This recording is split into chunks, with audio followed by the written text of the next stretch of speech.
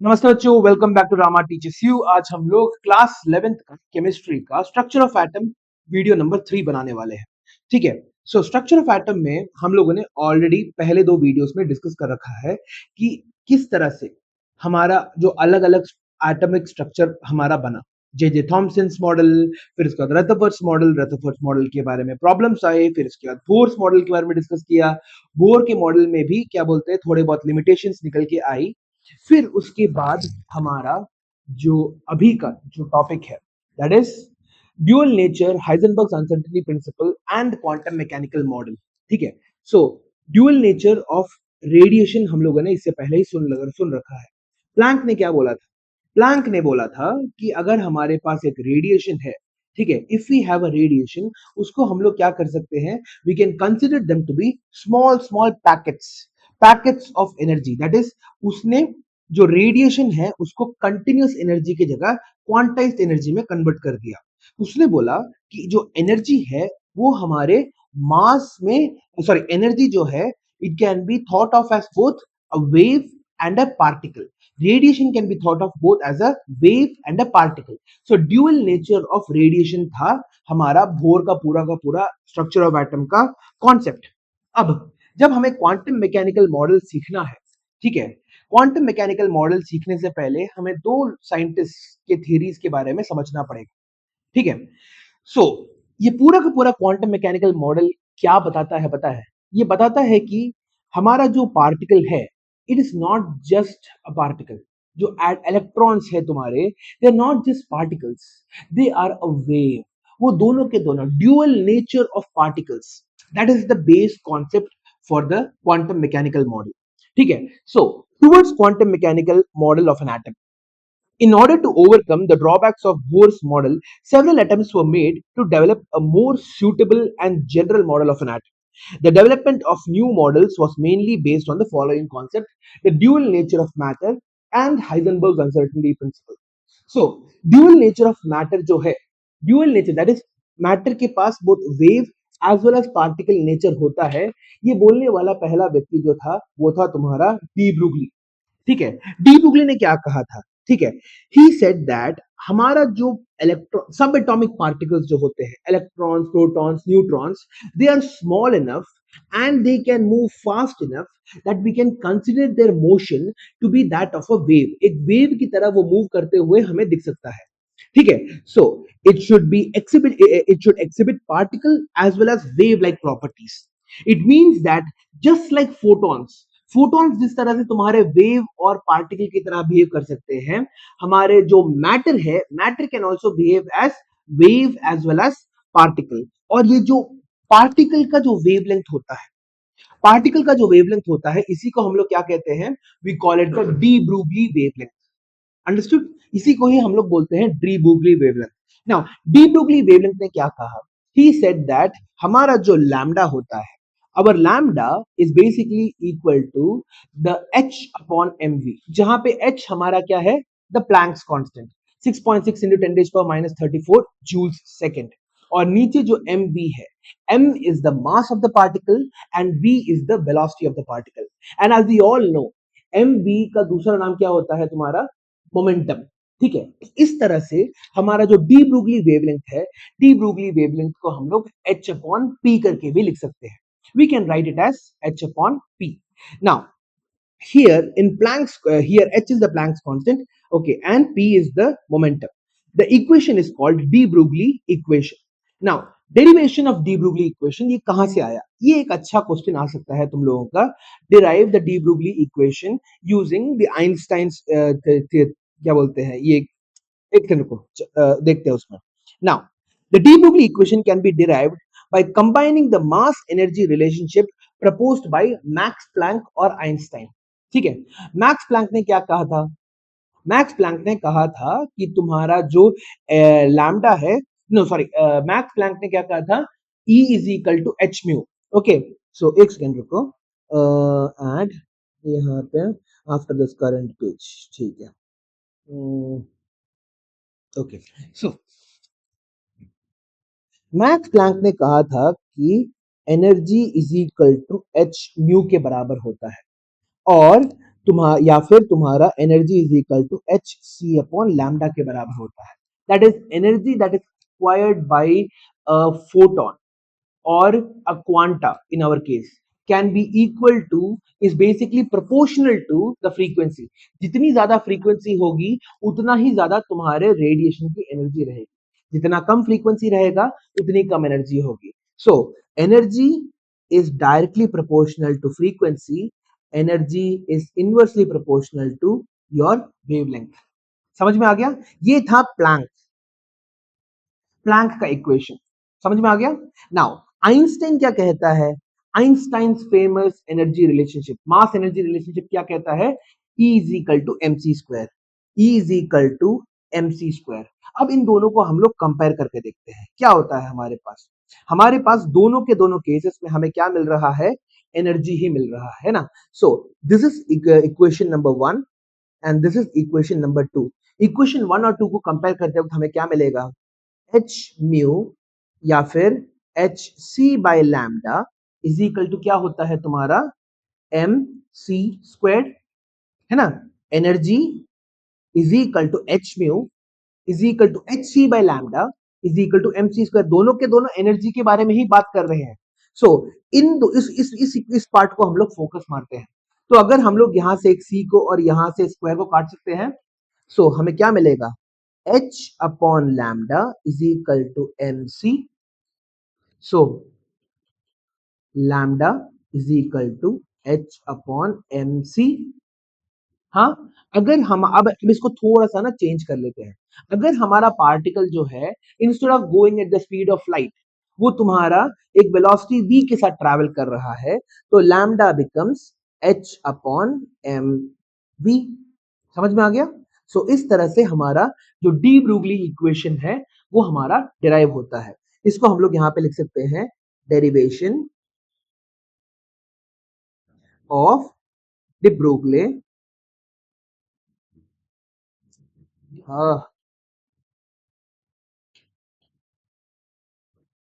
ठीक है।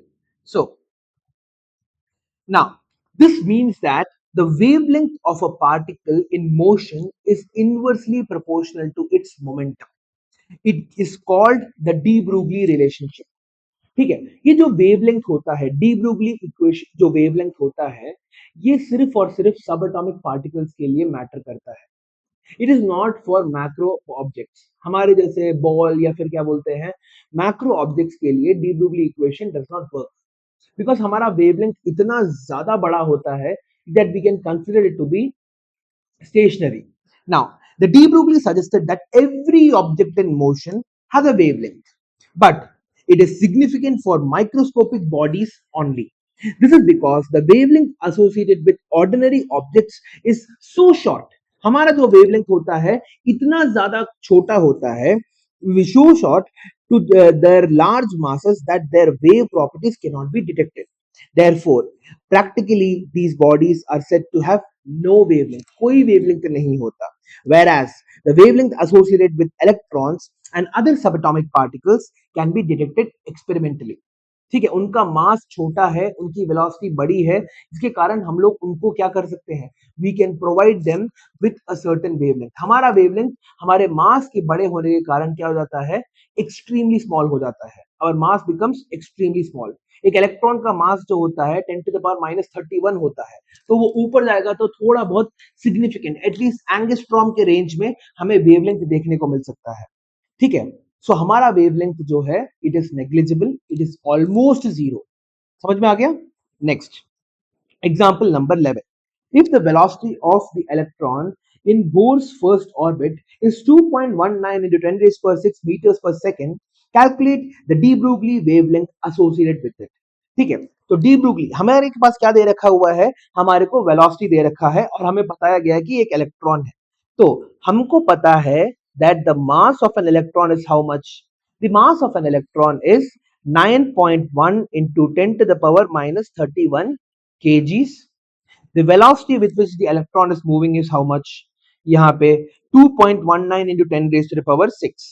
So velocity is equal to 2.19 multiplied by 10 to the power 6 meters per second। ठीक है, so lambda की वैल्यू क्या हो जाएगी?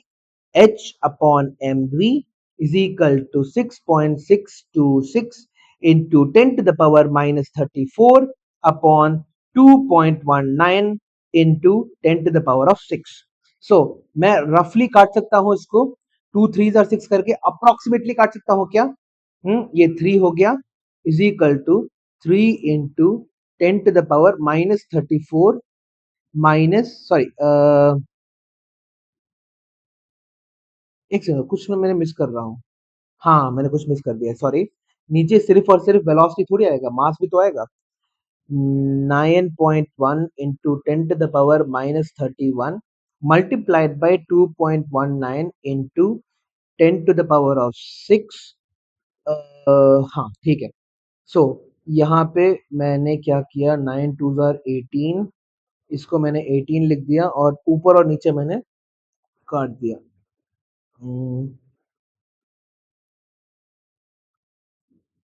सो 9 2 जार 18 मैंने रफली रफ लिख रहा हूँ, ठीक है मैम। नीचे मैं 18 into 10 to the power minus 31 plus 6 minus 25 पीछे चला जाएगा ना, माइनस 25 और ये 6.626 को मैं सिर्फ और सिर्फ 6 करके ही लिख रहा हूँ into 10 to the power minus 34। ठीक है, तो ये तुम्हारा क्या हो गया, 1/3 हो गया is equal to 0.33 into 10 to the power of minus 34 plus 25 कितना हो जाएगा, माइनस 34 प्लस 25 माइनस 9 या फिर 3.3 into 10 to the power minus 10 metres या फिर 3.3 एंगस्ट्रॉम। अप्रोक्सीमेटली हम लोगों का आंसर चाहिए बस, ठीक है। 3.3 मिल गया यहाँ पे, तो इतना सारा रफ कैलकुलेशन करने के बाद भी आई एम वेरी क्लोज, है ना। 3.3 into 10 rays power minus 10 is angstrom, ठीक है। इस तरह से सॉल्व करना होता है तुम लोग। Show that the circumference of the Bohr's orbit for hydrogen atom is an integral multiple of the de Broglie wavelength associated with the electron revolving around the orbit. ठीक है, so according to Bohr's model of hydrogen, the angular momentum of an electron in a given stationary state क्या होता है, angular momentum Bohr के model में हमें क्या पता चलता है, mvr is equal to nh upon 2 pi होता है। Angular momentum is an integral multiple of h upon 2 pi, ठीक है, वही यहाँ पे लिखा हुआ है, angular momentum is an integral multiple of h upon 2 pi. So इस 2 पाई को मैं क्या कर रहा हूँ, यहाँ पे लेके जा रहा हूँ और mv को मैं नीचे लेके आ जा रहा हूँ, तो मेरे को क्या मिलेगा, nh अपॉन mv मिल गया। सो लैम्डा की वैल्यू क्या होती है, h upon mv। So can I write 2 pi R is equal to N lambda करके लिख सकता हूं। चलो इसको एक बार लिख के ही दिखा देता हूं।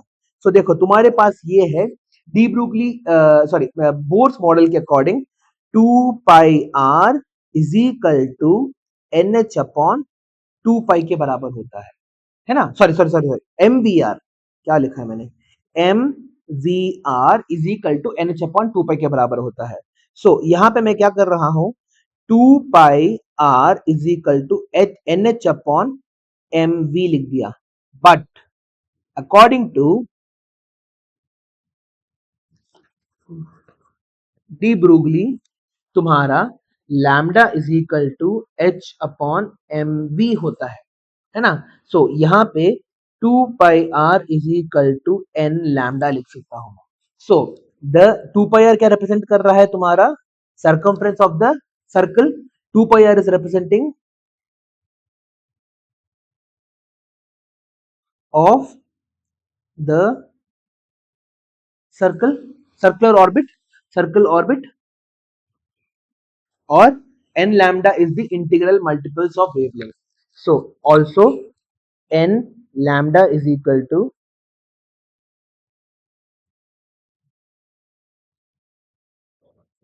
of, समझ में आ गया। सो किस तरह से इसको डिराइव कर सकते हैं, all we did was we remembered one of the postulates said by de Broglie that mvr angular momentum is always an integral multiple of h upon 2 pi. उससे हमारा पूरा का पूरा ये वाला रिलेशनशिप निकल के आता है। समझ में आ गया ये बात, I hope you understand this, है ना। ठीक है, आगे बढ़ते हैं। ये आज डाउट सेशन है, तुम्हारे जितने भी डाउट्स हैं इन सबको क्लियर कर लो। I am going to go deep, समझ में आ गया। सो जल्दी से जल्दी करने की कोशिश करूंगा, ये पूरा का पूरा एक दिन में मैं खत्म करना भी नहीं चाहता, ठीक है, because I don't want to repeat this. मेरे को पता है every year I have to repeat this chapter like 4 और 5 टाइम्स, तो इसलिए मैं इस बार रिकॉर्ड करके भी रख रहा हूँ, ठीक है। बिल्कुल सिंपल एक्सप्लेनेशन है, after very so many iterations मैंने इसको बहुत ज्यादा सिंप्लीफाई करके रखा हुआ है, ठीक है। Now therefore the circumference 2 pi r of Bohr's orbit for hydrogen atom is an integral multiple of Bohr's wavelength, ठीक है। तो इंटीग्रल मल्टीपल ऑफ बोर्स जिस ऑर्बिट में तुम्हारा वेवलेंथ इंटीग्रल मल्टीपल्स होगा, ठीक है, और वो इंटीग्रल मल्टीपल्स ऑफ वेवलेंथ तुम्हारा सर्कमफ्रेंस को दिखाएगा, वही ऑर्बिट में तुम्हारा इलेक्ट्रॉन रोटेट कर सकता है। That is the significance of what he is trying to say, ठीक है। You need to have integral multiples of wavelength, पूरा का पूरा ऐसे शुरू हुआ वेवलेंथ की तरह जाके जाके जाके तुम्हारा कंप्लीट वेवलेंथ खत्म करके ही वो अपने सर्कमफ्रेंस को खत्म कर सकता है। सिर्फ उन्हीं वेवलेंथ पे हमारे इलेक्ट्रॉन्स जो है ट्रैवल करेंगे, अंडरस्टूड। चलो आगे बढ़ते हैं। हाइजेनबर्ग्स अनसर्टेनिटी प्रिंसिपल, हाइजेनबर्ग्स अनसर्टेनिटी प्रिंसिपल जो है it is a little bit strange. So Heisenberg क्या बोलता है हमारा, he says that the principle this principle is a result of the dual nature of matter and radiation. It is put forward by W. Heisenberg, a German physicist in 1927. According to him, वो क्या बोल रहा है, वो बोल रहा है कि अगर हम लोग हमारा एक इलेक्ट्रॉन का position, if we try to map out, if we try to figure out the position of the electron around the atom, हमारा उसका वेलोसिटी मेजर करना बहुत मुश्किल हो जाएगा। अगर हम लोग उसके वेलोसिटी को मेजर करने के लिए हम लोग बहुत ज्यादा एक्यूरेटली जाए तो हमारा जो है पोजीशन हमारा लूज हो जाएगा। You can not figure out the position as well as the velocity of a particle of an electron around the atom. It is very difficult, ठीक है। ये दोनों के दोनों जो होते हैं, you can have uncertainties, तुम्हारे पास एक थोड़ा सा अनसर्टेनिटी रहेगा। अगर तुम एक पोजीशन की अनसर्टेनिटी को कम करते जाओ, ठीक है, दैट इज बहुत ज्यादा एक्यूरेट हो जाओ, तो तुम्हारी वेलोसिटी बहुत कम एक्यूरेट हो जाएगी। अगर वेलोसिटी को तुम बहुत ज्यादा एक्यूरेट करने जाओ तो पोजीशन तुम्हारा बहुत कम एक्यूरेट हो जाएगा, ठीक है। So what is he trying to say, he is trying to say that हमारा जो it is impossible to determine simultaneously the exact position and exact momentum of velocity of an electron. So delta x multiplied by delta p. What is delta x? The uncertainty in position. Delta p क्या होता है? The uncertainty in momentum. Delta x multiplied by delta p should always be greater than h upon 4 pi. ठीक है, h upon 4 pi के बराबर होना चाहिए। मगर हमको हमारा इसी फॉर्मूला को थोड़ा बहुत मॉडिफाई कर सकते हैं। हमें पता है जो इलेक्ट्रॉन है उसका मास तो ज्यादा चेंज नहीं हो रहा है, मास इज अ कांस्टेंट, तो हम लोग मास को बाहर निकाल सकते हैं और हम लोग ये डेल्टा पी को जो है इसको we can write delta p of x is equal to m dot delta v of x, ठीक है। तो इस m को हम लोग बाहर निकाल सकते हैं क्योंकि मास तुम्हारा 9.1 into 10 to the power minus 31 के कंपैरिजन में ही है, it's in the same range, समझ में आ गया। सो इस मास को हम लोग क्या कर रहे हैं, 4 पाई नीचे लेके जाके 4 पाई के साथ मल्टीप्लाई कर देते हैं, तो हमारा नया फॉर्मूला जो बन जाता है जिसको हम लोग सबसे ज्यादा इस्तेमाल करने वाले हैं, it is this formula, delta x multiplied by delta we should always be greater than equal to h upon 4 pi m. Again यहाँ पे h की वैल्यू क्या है, Planck's constant 6.6 into 10 raised to power minus 34 joules second के बराबर है, ठीक है। सो यहाँ पे डेल्टा x क्या है, it is the uncertainty in the position, delta p क्या है, it is the uncertainty in momentum, और डेल्टा v क्या है, it is the uncertainty in velocity. If we know the position of an electron with a high degree of accuracy, इसका मतलब क्या है, तुम्हारा डेल्टा एक्स की वैल्यू बहुत कम हो गई। अगर तुम पोजीशन को बहुत एक्यूरेटली समझ रहे हो, if you are trying to understand और figure out the position of the electron with a high degree of accuracy, तो तुम्हारा क्या हो जाएगा, वेलोसिटी की जो क्या बोलते हैं वैल्यू है बहुत बढ़ जाएगी, क्योंकि delta x multiplied by delta v should be a constant. जब एक कांस्टेंट होता है, अगर एक कम हो रहा है दूसरे को बढ़ना ही पड़ेगा, अगर एक बढ़ रहा है तो दूसरे को कम होना ही पड़ेगा, See, that's how it goes. Now, if we know the position of an electron with a high degree of accuracy, that is delta x की वैल्यू बहुत ज्यादा कम हो जाए, then the uncertainty in the velocity of the electron will be very large. बहुत ज्यादा uncertainty देखने को मिलेगा for the velocity of the electron. Now, what are the significance of uncertainty principle? The principle rules out the existence of definite paths. जिस तरह से bore ने बोला था हमारा इलेक्ट्रॉन जो है वो सिर्फ और सिर्फ एक पर्टिकुलर पाथ में ट्रैवल करेगा, that is ruled out now, है ना।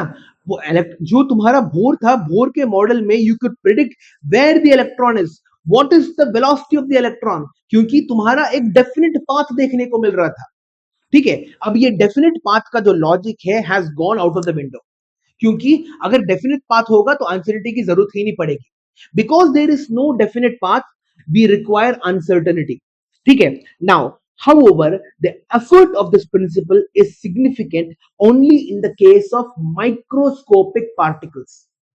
Macroscopic particles में हमें ज्यादा प्रॉब्लम नहीं है, because for example a satellite जो है it is a macroscopic particle. We know where the satellite is going to be, what's its velocity going to be, what's its trajectory going to be at every second of every point, ठीक है। That is also rotating around the earth ना, तुम्हारे अर्थ के around ही rotate कर रहा है, ठीक है। But we know it with high degree of accuracy, why? Because Heisenberg's uncertainty principle does not account for macroscopic objects, only microscopic subatomic particles के लिए ही हाइजेनबर्ग्स अनसर्टेनिटी प्रिंसिपल काम आता है, ठीक है। इट मींस यहां पे चलो, फॉर एन इलेक्ट्रॉन जिसका मास है 9.1 into 10 to the power minus 31 kg, delta x multiplied by delta v is equal to h upon 4 pi m is equal to 6.626 into 10 raised to the power minus 34 upon 4 into 3.14 into 10 raised to the 3.14 multiplied by 9 into 10 raised to the power minus 31. So हमारे पास ये h upon 4 pi m का value for a single electron कितना निकल के आता है? 10 to the power 4 निकल के आता है, ठीक है। सो ये पूरा का पूरा if you have an electron, अगर तुम्हारे पास एक इलेक्ट्रॉन मौजूद है तो तुम क्या कर सकते हो? यू कैन से दैट, एक सेकंड रुको, हाँ, यहां पे तुम बोल सकते हो कि h upon 4 pi m is equal to 10 to the power of minus 4. बार बार कैलकुलेट करके रखने की जरूरत नहीं है, understood? So h upon 4 pi m becomes equal to तुम्हारा 10 to the power 4 meters per second. समझ में आ गया? Now if the value obtained is large enough so that the classical picture of electron moving in Bohr's orbit cannot hold good. Now ये जो value है 10 to the power 4, 10 to the power 4 की जो value है, क्यों इतना बड़ा significance होता है? फॉर एग्जाम्पल अगर तुम अपने जो पोजीशन है, पोजीशन की वैल्यू को अगर तुम बहुत एक्यूरेटली मेजर करने वाले, तुम्हारा जो वेलोसिटी की एक्यूरेसी है 10 to the power 4 times change जाएगा, you will have very high uncertainty for velocity. Velocity को अगर तुम बहुत ज्यादा एक्यूरेटली मेजर करने लगोगे तो you will have very high uncertainty for your position, ठीक है। 10 to the power 4 is a very large quantity. Now the value obtained is large enough so that the classical picture of electrons moving in Bohr's orbit cannot hold good for it. Therefore it means that the precise statement of position and momentum of an electron should be replaced by a statement of probability. ठीक है। तो हमारा जो modern ये है structure of atom है, जिसको हम लोग क्वांटम मैकेनिकल मॉडल बोलते हैं, उसके अंदर we don't care where the electron is at any single point of time. हमने जिसको ज्यादा महत्व दिया है वो है probability. What is the probability of finding an electron at a certain location around an atom? Probability कितनी होती है, और प्रोबेबिलिटी के बेसिस पे ही हमारे शेल्स, सब शेल्स, ऑर्बिटल्स, ये सारे की सारी चीजें निकल के आते हैं। We don't care about the, क्या बोलते हैं, what do you say, we don't care about the exact position. Therefore it means that the precise statement of position and momentum of electrons should be replaced by a statement of probability that the electron possesses at a given position and momentum. The quantum mechanical model deals with this fact. ठीक है। तो classical model के अंदर क्या होता है, classical model तुम्हारा Newtonian based है, ठीक है। मोशन ऑफ ये सारे के सारे जितने भी तुम्हारे लॉज ऑफ मोशन न्यूटन के जितने भी है, gravitation, all of these will be applied for the macroscopic objects, but for the quantum mechanical model तुम्हारा माइक्रोस्कोपिक ऑब्जेक्ट्स के लिए ये सारे के सारे डील नहीं करेंगे। अंडरस्टूड। सो सबसे पहली चीज तुम्हारा, अ golf ball has a mass, question number 13, a golf ball has a mass of 40 grams and a speed of 45 meters per second. If the speed can be measured with an accuracy of 2%, calculate the uncertainty in position. So, uncertainty of velocity कितना दे रखा हुआ है तुम्हें, 2% दे रखा हुआ है। So, delta B निकालने के लिए हमें क्या करना पड़ेगा, इस 2% को हमें हमारे एक्चुअल वेलोसिटी के साथ मल्टीप्लाई करना पड़ेगा। इफ आई से तुम्हारे क्लास में 20% स्टूडेंट्स हैं, 20% स्टूडेंट्स है, इसका मतलब 20% बॉयज है तुम्हारे क्लास में, मान लो। तो अगर तुम्हें नंबर ऑफ बॉयज ढूंढना है और अगर मैं तुमसे बोलूं कि पूरे के पूरे क्लास में 100 बच्चे हैं, सो 20% उसका कितना हो जाएगा, कैसे निकालोगे, 20/100 इंटू 100, सो 20 बच्चे हो गए तुम्हारे पास। उसी तरह से हमें क्या दे रखा हुआ है, हमें अनसर्टेनिटी इन वेलोसिटी जो है, it has been given as तुम्हारा 2%, और हमें वेलोसिटी कितना दे रखा हुआ है, 45 मीटर्स पर सेकेंड। इन दोनों को मल्टीप्लाई कर देंगे तो हमें अनसर्टेनिटी इन वेलोसिटी मिल जाएगी, डेल्टा वी की वैल्यू मिल जाएगी। और तो और हमें पता है कि delta x multiplied by delta v should always be greater than h upon 4 pi m, हाँ, या फिर should always be greater than 10 to the power of, नहीं अच्छा ये मास इलेक्ट्रॉन नहीं है, एच अपॉन 4 पाई एम ही लेना पड़ेगा तुम लोगों को, ठीक है। नाउ डेल्टा एक्स की वैल्यू क्या हो जाएगी, डेल्टा एक्स अगर हमें दे रखा हुआ है delta x multiplied by delta v is equal to H upon 4 pi m. So delta x की वैल्यू क्या हो जाएगी, h upon 4 pi m delta v. H की वैल्यू हमें पता है, हमें 4 पता है, पाई पता है, एम की वैल्यू हमें पता है, 40 ग्राम दे रखा हुआ है। 40 ग्राम को सबसे पहले केजी में कन्वर्ट करोगे, multiplied by 10 to the power -3 करके, और डेल्टा भी तुमने अभी अभी निकाला है। सो इन सभी के सभी वैल्यूज को डालने के बाद हमें डेल्टा वी की वैल्यू क्या मिल जाएगी, सॉरी डेल्टा एक्स का वैल्यू क्या मिल जाएगा, 1.46 into 10 to the power -33 metres. So basically हमारा जो प्रोबेबिलिटी है, ठीक है, दिस बिकम्स प्रोबेबिलिटी बोल रहा हूं, delta x uncertainty in position तुम्हारा बहुत बहुत बहुत कम हो जाएगा, क्योंकि अनसर्टेनिटी इन वेलोसिटी तुम्हारा बहुत ज्यादा है, 2% है, अनसर्टेनिटी इन पोजिशन तुम्हारा बहुत ज्यादा कम हो जाएगा। डेल्टा एक्स की value is going to be very very small. ये क्वेश्चन समझ में आ गया। So what is the formula that we are using, delta x multiplied by delta v is equal to, is should be greater than और equal to H upon 4 pi m, ठीक है, that is the formula that we have to use. Delta v निकालो, फिर उसके बाद delta x निकालो। Clear है ये क्वेश्चन, है ना, सिंपल, डायरेक्ट फॉर्मूला डाला, फॉर्मूला डाल के आंसर निकाल दिया, ठीक है। अगला, if the position of an electron is measured with an accuracy of plus minus 0.002 nanometer, calculate the uncertainty in the momentum of an electron. Suppose the momentum of an electron is h upon 4 pi into 0.005 nanometer. Is there any problem in defining this value? चलो सबसे पहले delta x हमें दे रखा हुआ है, that is 2 into 10 to the power -12 metres. Nano मतलब क्या होता है तुम्हारे पास, 9, और यहाँ पे तुम्हारे पास डेसिमल के बाद 3 पोजिशंस के बाद 2 लगा हुआ है, तो हमारा 10 टू द पावर -9 तुम्हारा 10 टू द पावर -12 हो जाएगा।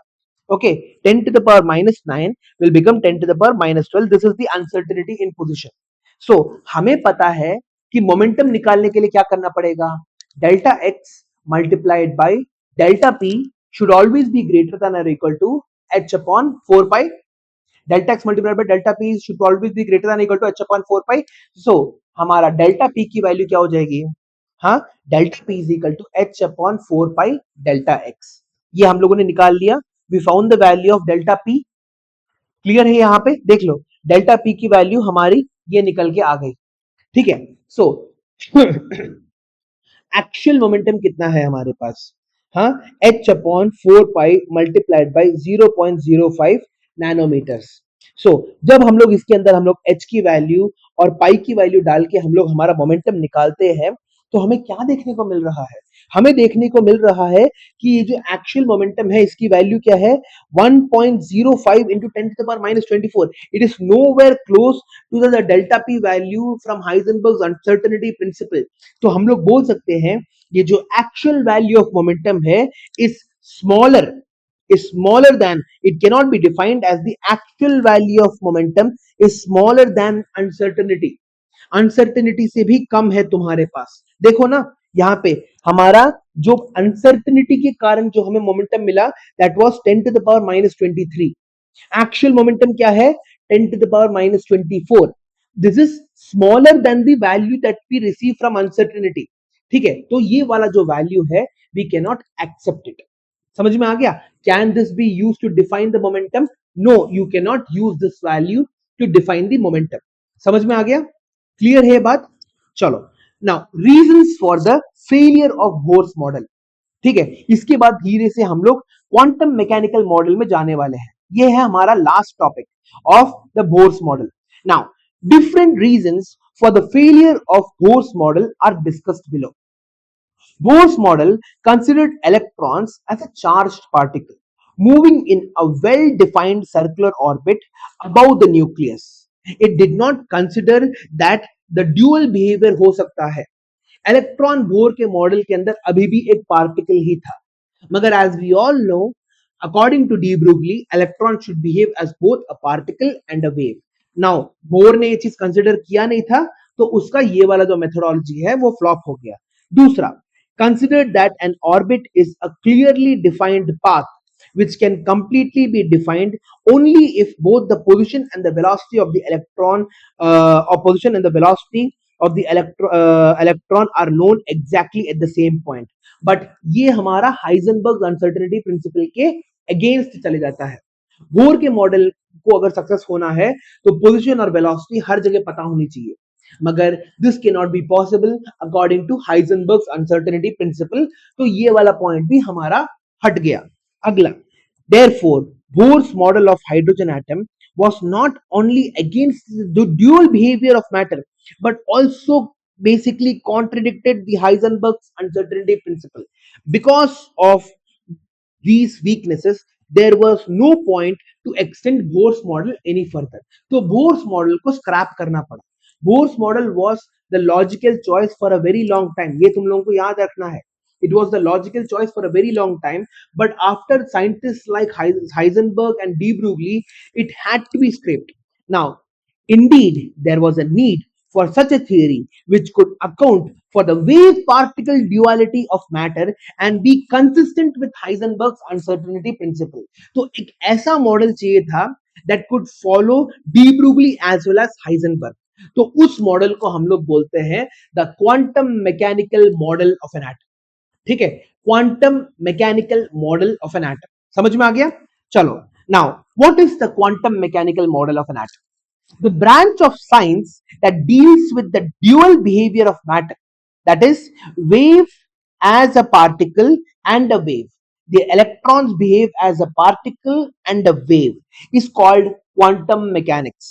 When quantum mechanical concepts is applied to the macroscopic objects, बड़े बड़े ऑब्जेक्ट्स के लिए जब हम लोग इसको अप्लाई करते हैं तो हमारा क्लासिकल मैकेनिक्स बन जाता है वो। क्वांटम मैकेनिक्स जो है, क्वांटम मैकेनिक्स के अंदर अगर हम लोग मास और वेलोसिटी हमारे बड़े बड़े मैक्रोस्कोपिक ऑब्जेक्ट्स को डाल देते हैं उसके अंदर, तो हमारा ये जो क्वांटम मैकेनिकल मॉडल है it behaves as a classical model. मगर जब हम लोग हमारे सबएटॉमिक पार्टिकल्स का डाटा इनपुट करते हैं then they behave as quantum mechanical model. So basically the quantum mechanical model is a universal model. It can be used for both macroscopic and microscopic objects. दोनों के लिए ये बिल्कुल fit करता है, परफेक्ट फिट होता है तुम्हारा। Understood? Okay, now quantum mechanical model of an atom is the picture of the structure of an atom which energizes from the application of the Schrodinger wave equation. Now ये जो Schrodinger wave equation है, इसमें जो जो चीजें मैं तुम्हें याद करने के लिए बोल रहा हूं, सिर्फ और सिर्फ उन्हें याद करो एंड मूव ऑन। ठीक है, क्वांटम मैकेनिकल मॉडल के अंदर बहुत ज्यादा डीप जाने की कोशिश करोगे, you will be wasting your time. ठीक है, क्वांटम मैकेनिक्स अभी भी it is one of the most highly disputed, बहुत ज्यादा कंफ्यूजिंग तुम्हारा ब्रांच ऑफ फिजिक्स होता है। ठीक है, बहुत सारे लोगों को सालों लग जाते हैं टू अंडरस्टैंड दीज कॉन्सेप्ट्स। समझ में आ गया? So I don't want you to waste your time with this. जो जो मैं बोलूं इंपॉर्टेंट है, उन उन चीजों को, बस सिर्फ इस श्रोडिंगर वेव इक्वेशन की बात है, बाकी सब कुछ तो मैं तुम लोगों को एक्सप्लेन करूंगा ही करूंगा। श्रोडिंगर वेव इक्वेशन के अंदर जो जो चीजें हैं इंपॉर्टेंट, उसी को तुम क्या बोलते हैं, यू विल रिमेंबर इट, बाकी को स्क्रैप कर देना। ठीक है, now Schrodinger wave equation in 1926 Werner Heisenberg and Erwin Schrödinger developed the quantum mechanical model independently. On the basis of quantum mechanics, Schrödinger proposed a quantum mechanical model of an atom which considered both the dual nature of matter and Heisenberg's uncertainty principle. ठीक है, now in 1927 Erwin Schrödinger gave the following wave equation, जिसको हम लोग बोलते हैं the Schrödinger wave equation। ठीक है, ये जो वेव इक्वेशन है, इसी को हम लोग क्या बोलते हैं, we call it the Schrodinger wave equation. ठीक है, ये जो श्रोडिंगर वेव इक्वेशन है, ये बोर का एक बहुत बड़ा जो चैलेंज था। बोर का basically thought that atoms are a two dimensional plane objects. ठीक है, उसने एक 3D मॉडल को कभी इमेजिन किया ही नहीं था। ठीक है, ही believed that the planetary model की तरह, जिस तरह से हमारे सभी के सभी प्लैनेट्स जो है, they revolve around the sun in an axis which is basically in a horizontal plane, है ना। सोलर सिस्टम को अगर तुमने कभी देखा होगा तो तुम्हें क्या पता चलेगा, मरकुरी, वीनस, अर्थ, मार्स, ये सभी के सभी तुम्हारे एक हॉरिजॉन्टल प्लेन में एग्जिस्ट करते हैं। That was Bohr's model. मगर हम लोग जब क्वांटम मैकेनिकल मॉडल के बारे में स्टडी करेंगे, we are going to understand the 3 dimensional space around the nucleus of an atom. Electron revolves in a 3 dimensional space around the nucleus of an atom. समझ में आया? क्लियर है बात? Okay, एक 3D स्पेस के बारे में हम लोगों को स्टडी करना है। Everything, our orbitals, our subshells, our shells, हमारे सारे के सारे they are expressed in a 3 dimensional diagram. समझ में आ गया? चलो इसको धीरे धीरे करके इंच करके आगे जाते हैं। नाउ ये जो है the Schrodinger wave equation looks like this. ठीक है, इसको मैं बोलने वाला नहीं हूं, I am not gonna say this. जहां पे वेयर जो साई होती है, त्रिशूल जैसा जो सिंबल होता है ना, इसी को हम लोग बोलते हैं, we call it the wave function of space coordinates x y and z. इसलिए तुम्हें यहां पे जो साई है वो 3 अलग अलग कोऑर्डिनेट्स के लिए मिलेगा तुम्हें, d square y, d square psi by d x square, d square psi by d y square, d square psi by d z square. तो ये 3 अलग अलग कोऑर्डिनेट्स के लिए तुम्हारा एक त्रिशूल टाइप का वेव इक्वेशन बन रहा है। It is known as the wave function. What is psi? It is a trishul which is basically क्या कर रहा है, वो क्या सिंबलाइज कर रहा है, तुम्हारा वेव फंक्शन को सिंबलाइज कर रहा है। ठीक है, H हमारा प्लैंक्स कांस्टेंट हो गया, M तुम्हारा मास ऑफ इलेक्ट्रॉन हो गया, E क्या है? E is the total permissible energy which the electron can have। कितना ज्यादा एनर्जी तुम्हारा एक इलेक्ट्रॉन रख सकता है।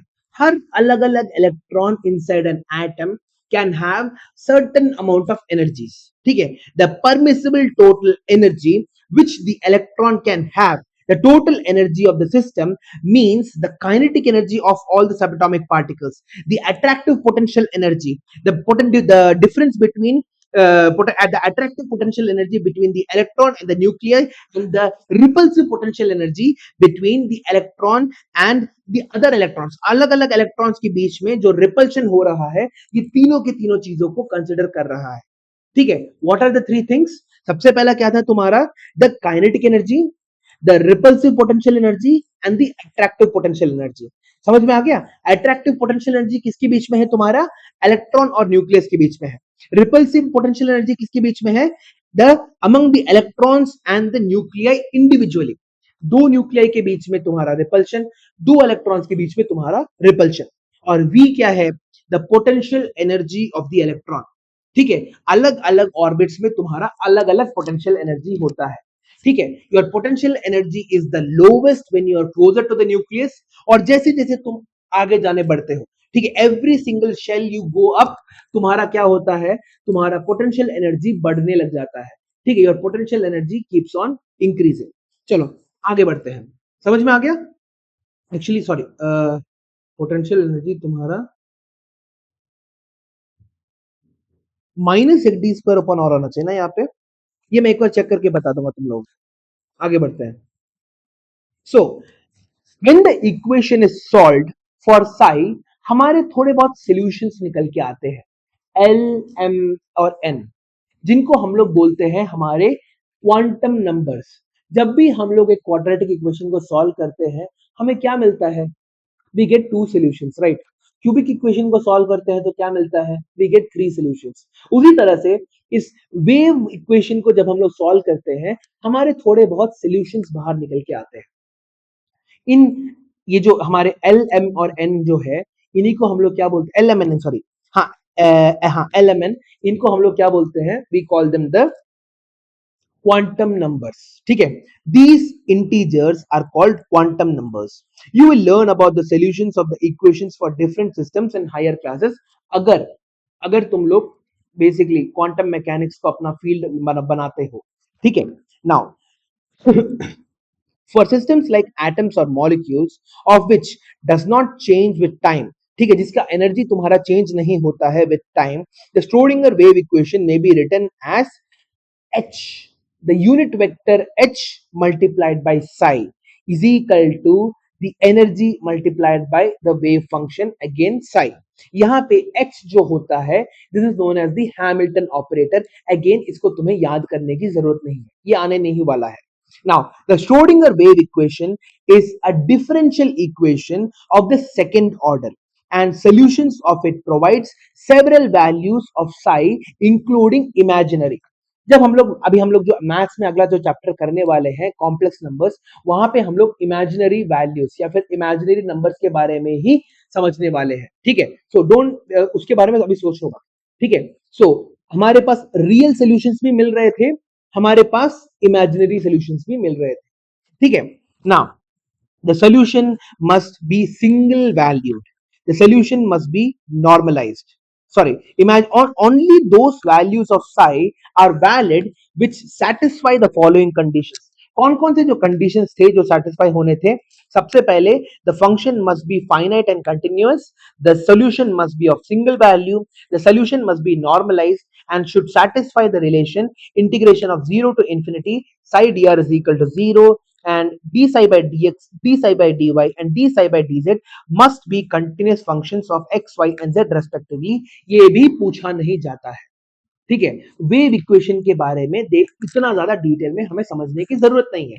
ठीक है, जो हमें पूछा जाएगा वो मैं अभी बताने वाला हूं। ठीक है, यहाँ पे एक छोटा सा लाइन है, ये जो आने वाला है वही सबसे ज्यादा पूछा जाता है। The equation can be solved from one electron system like the hydrogen and helium. A solution of Schrodinger's equation for an electron moving on a nucleus in an atom is called the wave function. जो solution तुम्हारा निकल के आ रहा है, इसी को हम लोग क्या बोलते हैं? हमारा wave function बोलते हैं। It is denoted by the Greek letter psi. What is psi? Psi is our wave function. जैसे हमारे पास एक सर्कल का इक्वेशन होता है, पैराबोला का इक्वेशन होता है, स्ट्रेट लाइन का इक्वेशन होता है, उसी तरह से हमारे इलेक्ट्रॉन के ट्रेजेक्टरी का इक्वेशन होता है तुम्हारा ये जो साई का जो फंक्शन है। साई जो फंक्शन है represents the trajectory of the electron. ठीक है, एक फंक्शन तुम्हारा बता रहा है। ठीक है, equation of an electron moving about a nucleus in an atom. ठीक है, that's it. Sai is what? Sai is the function of the electron moving in an axis around the orbit. ठीक है, that's it, और कुछ नहीं है। It is the path, trajectory of the electron moving around the nucleus of an atom. Finished. Next, a wave function has no physical meaning. The wave function of an electron in an atom or a molecule is called the orbital wave function or simply an orbital. ठीक है, इसको हम लोग बोलते हैं हमारा orbital. जब हम लोग sp-d-f सबशेल्स के ऑर्बिटल्स के बारे में डिस्कस करेंगे तो हमें इसके बारे में थोड़ा और समझ में आएगा। The region in space surrounding the nucleus of an atom where there is the maximum probability of finding an electron in an atomic orbital is determined by modulus of psi the whole square। इसलिए मैंने इसको orange से mark करके रखा हुआ है। This is the only statement that you need to remember, that's it, और कुछ नहीं। Psi square is what? Psi square is representing the probability of finding an atom around the orbital. Finished. ये पूरे के पूरे पैराग्राफ में अब तक जितने भी तुम्हारे क्या बोलते हैं एग्जाम्स हुए हैं, nobody has asked any other question except what is psi and what is psi square. Psi represents the wave function, psi square represents the probability of finding an electron. समझ में आ गया? That's it. और कुछ भी तुम्हें याद नहीं करना है। An atomic orbital is characterized by a quantum number. Since in an atom or a molecule, only specific energy states are permitted, which means that an electron in an atom or a molecule can only have certain values. That is, energy of an electron is quantized. तुम्हारे को सिर्फ और सिर्फ क्या तुम I'll give you an explanation, ठीक है? हर साल तुम क्या बोलते हैं लेवल अप हो रहे हो ना, जब से तुम पैदा हुए हो every single year of your life you are levelling up, ठीक है? हाँ, तुम क्या किए? हाँ, जैसे ही तुम्हारा 5th स्टैंडर्ड में फिर 5 साल के हो गए, तुम्हें फर्स्ट क्लास में डाल दिया, 6th क्लास में 6th साल में सेकंड क्लास में डाल दिया, ठीक है? तो ऐसे ऐसे करके हर साल जो हो रहा है तुम्हारा लेवल अप हो रहा है। As your energy increases you are getting levelled up, ठीक है? इसको हम लोग बोलते हैं क्वांटाइजेशन। कभी ऐसा हुआ है कि तुम्हें 5th और 6th क्लास के बीच में रखा गया है? नहीं। हाँ, दैट इज क्या बोलते हैं, थोड़े बच्चों को 5th क्लास के बच्चों को यहाँ पे रखा है, 6th क्लास के बच्चों को यहाँ पे रखा है, तुम्हें बीच में रखा हुआ है और सब कुछ एक साथ पढ़ा रहे हैं? नहीं, या तो तुम 5th क्लास में हो गए या तो तुम 6th क्लास में हो गए। अगर तुमने अच्छे से काम किया तो तुम 7th क्लास जाओगे या फिर तुम 6th क्लास में ही रहोगे अगर फेल हो गए। ऐसा तो नहीं होगा कि 6th और 7th के बीच में एक क्लास बना दिया तुम्हारे लिए, स्पेशली तुम्हारे लिए क्लास बना दिया, नहीं। सो जिस तरह से हमारा जो क्लास का पोजीशन होता है ना, we always go from a higher class to a lower class, sorry lower class to a higher class. उसी तरह से हमारा जो इलेक्ट्रॉन है, electron also certain energy levels पे ही एग्जिस्ट कर सकता है। समझ में आ गया? You cannot exist in one energy level and simultaneously in another energy level at the same time, बीच में भी नहीं रह सकते। जिस जो जो ऑर्बिट्स तुम्हारे को दे रखे हैं उन्हीं ऑर्बिट्स में तुम ट्रैवल कर सकते हैं। अंडरस्टूड? ऑब्वियसली हम लोग कभी भी पीछे नहीं जा सकते। In real life we as students can not go into LKG और यूकेजी में जाके बैठ के कलरिंग नहीं कर सकते, मगर इलेक्ट्रॉन क्या कर सकता है, थोड़ी बहुत एनर्जी एक्सेप्ट करके वो एक हायर एनर्जी लेवल में जा सकता है और उतना ही एनर्जी को दे के वो वापस अपने ओरिजिनल एनर्जी लेवल में जा सकता है, ठीक है?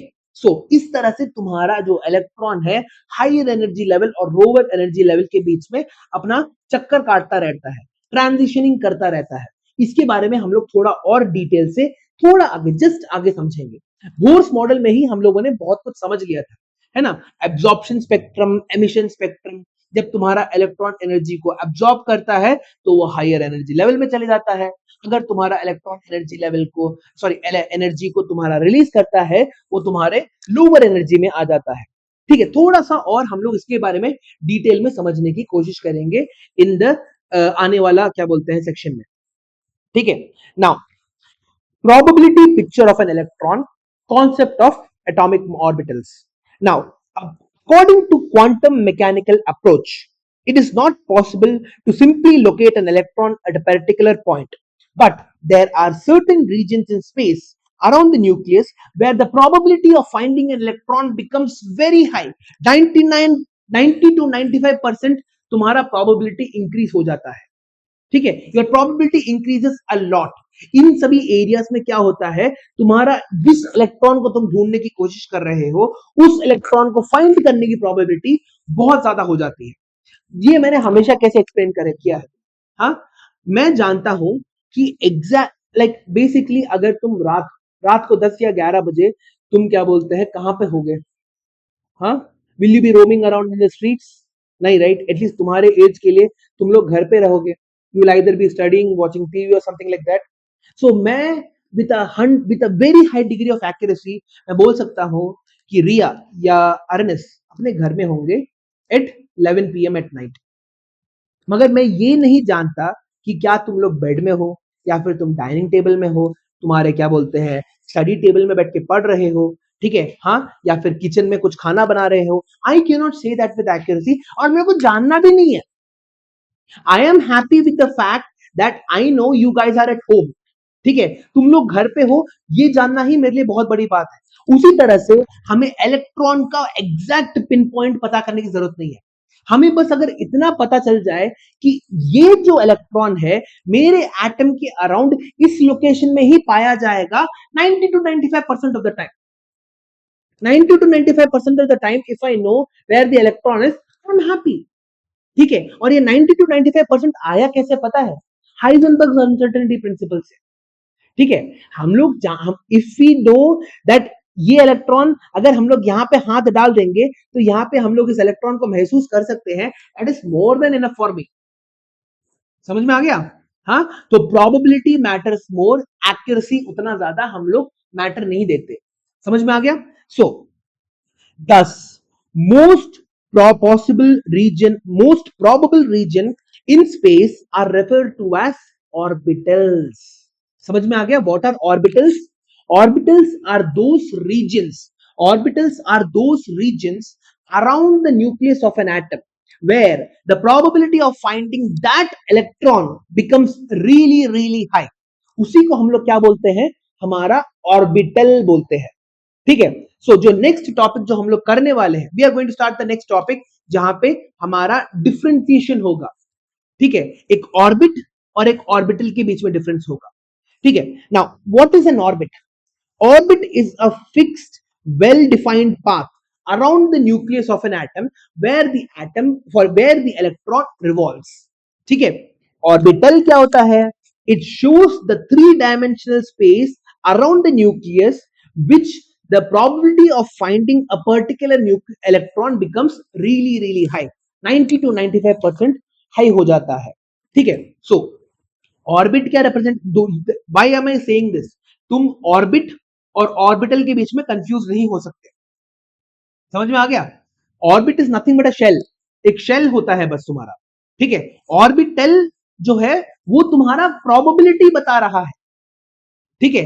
ऑर्बिट जो था पुराना कॉन्सेप्ट है, और बोर्स के ऑर्बिट में क्या होता था? इलेक्ट्रॉन तुम्हारा एक सर्कुलर मोशन में ट्रेवल कर रहा था। ऑर्बिटल क्या है तुम्हारा?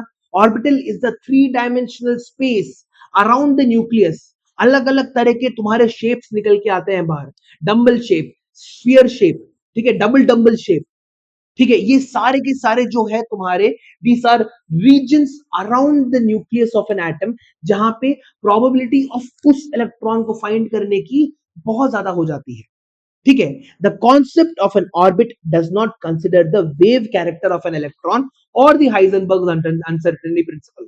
ऑर्बिट के लिए हाइजेनबर्ग अनसर्टेनिटी प्रिंसिपल और जो वेव प्रॉपर्टी ऑफ मैटर है वो मैटर नहीं करती, whereas ऑर्बिटल के अंदर ये दोनों के दोनों को, ठीक है, the electron will travel like a wave, इसलिए तो वेव फंक्शन निकला हमारा।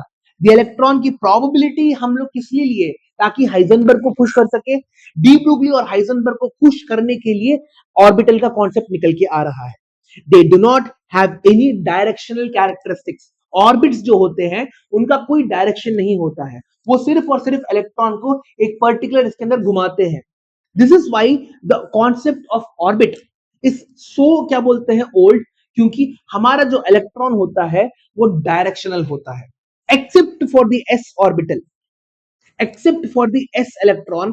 तुम्हारे पी डी और एफ जो है वो तीनों के तीनों तुम्हारे डायरेक्शनल होते हैं। तुम्हारा जो पी ऑर्बिटल है उसके तीन अलग अलग डायरेक्शंस होते हैं, p x, p y, p z, तीन अलग अलग डायरेक्शंस में तुम्हारा बटा हुआ होता है। उसी तरह से तुम्हारा जो डी ऑर्बिटल है उसके पांच अलग अलग डायरेक्शंस होते हैं, p x y d y z, sorry d x y d y z d x z d x square minus y square और डी जेड स्क्वायर। एफ के 7 होते हैं, एस का सिर्फ एक होता है, ठीक है। सो यहां पे डायरेक्शनैलिटी मैटर नहीं करती for an orbit, but for an orbital the direction matters a lot, किस डायरेक्शन में तुम देख रहे हो, किस डायरेक्शन में तुम इलेक्ट्रॉन को ऑब्जर्व करने की कोशिश कर रहे हो, वो बहुत ज्यादा मैटर करता है। ठीक है, except for the s orbital, all the other orbitals have directions. ठीक है, the maximum number of electrons that can be filled in the nth orbit is given as 2n squared, 2n squared, that is first orbit में 2, second orbit में तुम्हारे 8, है ना, third orbit में तुम्हारे 18। इस तरह से क्या हो रहा है, 18 होता है ना, नहीं, हाँ 18 तुम्हारे इलेक्ट्रॉन्स तुम्हारे फिल हो सकते हैं, मगर एक ऑर्बिटल के अंदर सिर्फ और सिर्फ 2 इलेक्ट्रॉन्स तुम्हारे फिल हो सकते हैं। ठीक है, so this could be a very good question that they could ask you in your first exam, what is the difference between N orbit and N orbital. Orbit और ऑर्बिटल के बीच में फर्क ही क्या है, अंडरस्टूड। ये चारों के चारों पॉइंट्स लिख देना, you will get full marks.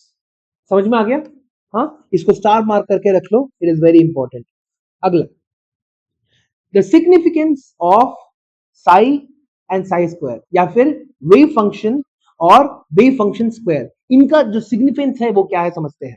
Now in an atom the wave function psi for an electron has no physical significance, कोई फिजिकल सिग्निफिकेंस नहीं होता है एज सच।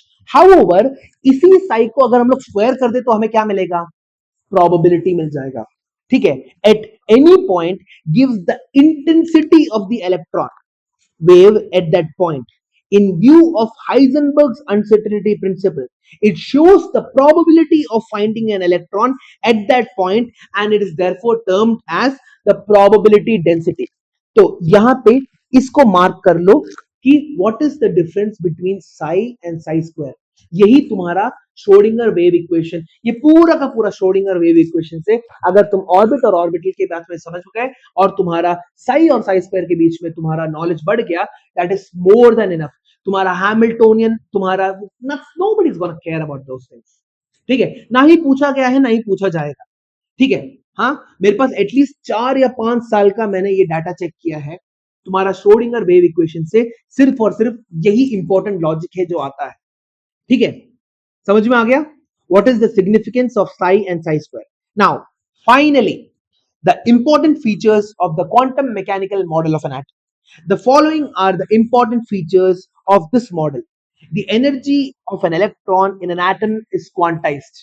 इसका मतलब क्या है, सिर्फ और सिर्फ एक certain allowed energy levels में ही तुम्हारा इलेक्ट्रॉन ऑर्बिट कर सकता है, अपने आप से कोई भी एनर्जी लेवल पे तुम्हारा इलेक्ट्रॉन ऑर्बिट नहीं कर सकता।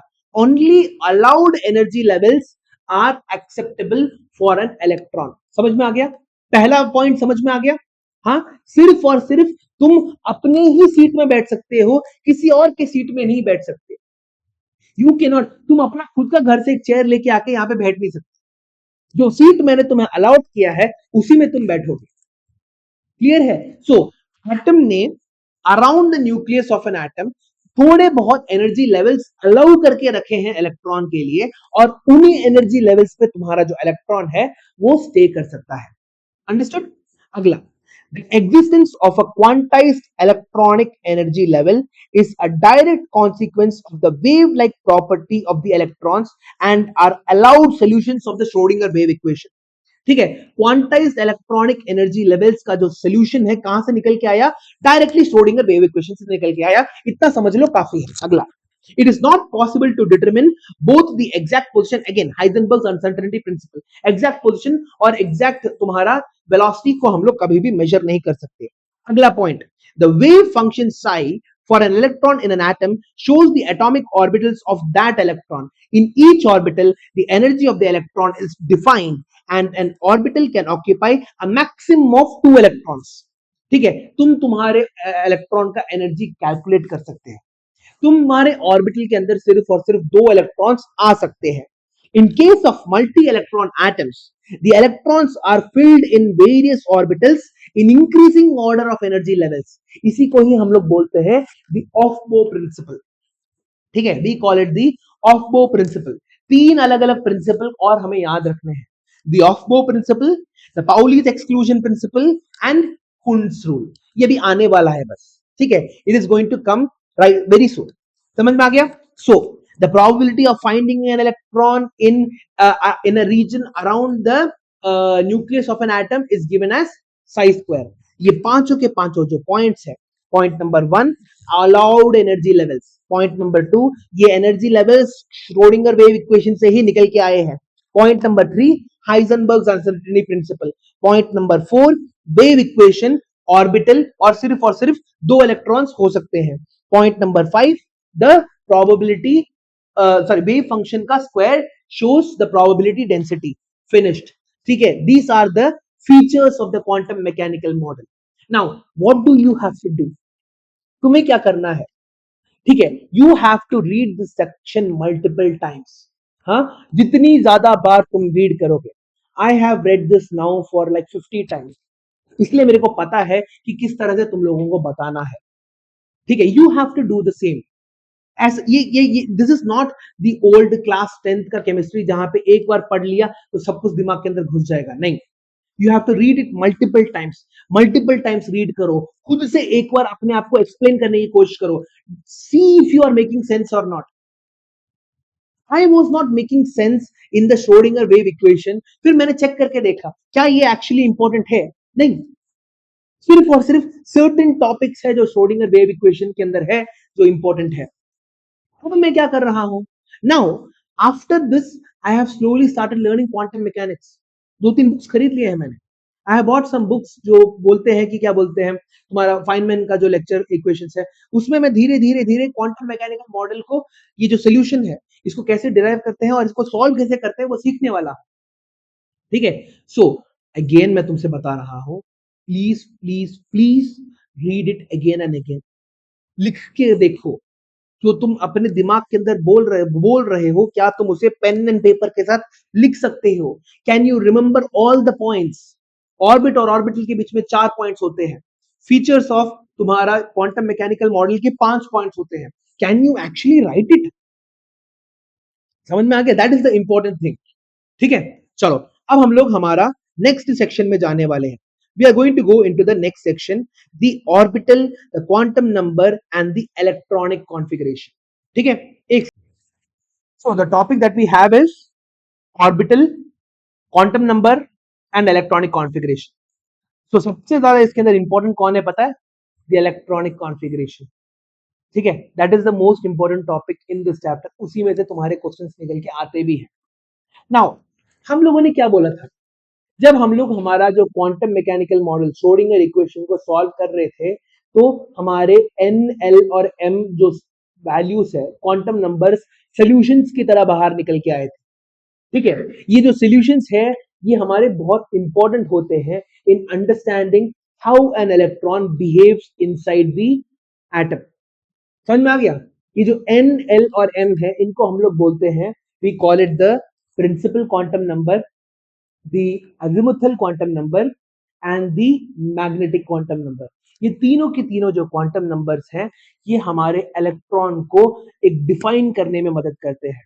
They allow us to define each and every single electron that is roaming around the nucleus of an atom. समझ में आया? हर एक इलेक्ट्रॉन को डिफाइन करने में मदद कर रहा है.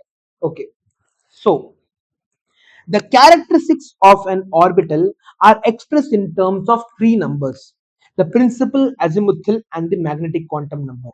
These numbers are obtained from the solutions of Schrodinger wave equation further to represent the spin of an electron above its own axis.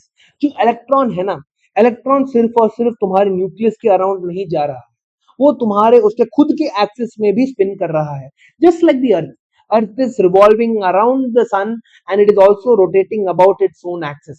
उसी तरह से तुम्हारा जो इलेक्ट्रॉन होता है वो तुम्हारे न्यूक्लियस के अराउंड तो जा ही रहा है, उसके साथ साथ क्या कर रहा है, अपने खुद के एक्सिस में भी रोटेट करता जा रहा है. ठीक है, नाउ इसी को हम लोग क्या बोलते हैं? The spin quantum number. ठीक है, इस रोटेशन को डिस्क्राइब करने वाला जो क्वांटम नंबर होता है उसको हम लोग बोलते हैं the spin quantum number. Thus, a set of 4 numbers which give us the complete information, that is the location, the energy, the type of orbital and the shape of orbital. इन सबको हम लोग मिला के क्या बोलते हैं? We call them the quantum numbers. समझ में आ गया? Now सबसे पहला है प्रिंसिपल क्वांटम नंबर.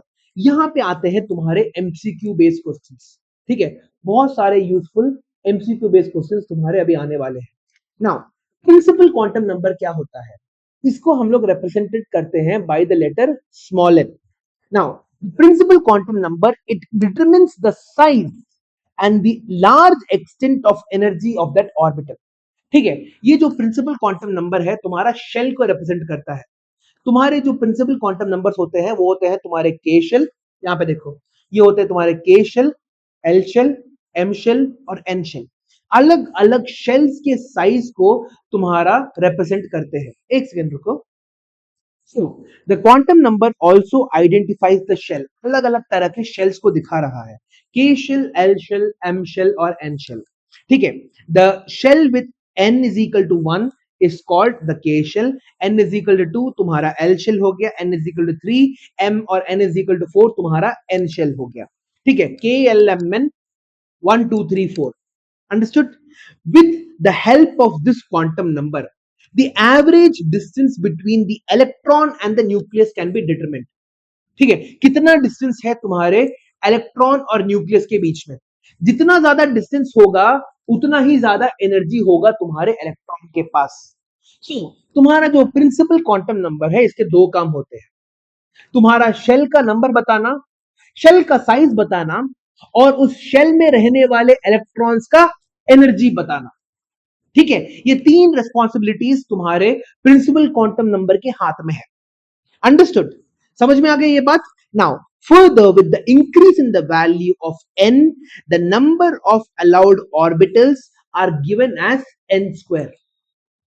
पहले शेल में तुम्हारे पास कितने ऑर्बिटल्स होंगे? दो ऑर्बिटल्स होंगे, सॉरी एक ऑर्बिटल होगा, n स्क्वायर इज 1। दूसरे शेल में कितने ऑर्बिटल्स होंगे? n स्क्वायर, चार ऑर्बिटल्स होंगे। तीसरे शेल में कितने ऑर्बिटल्स होंगे?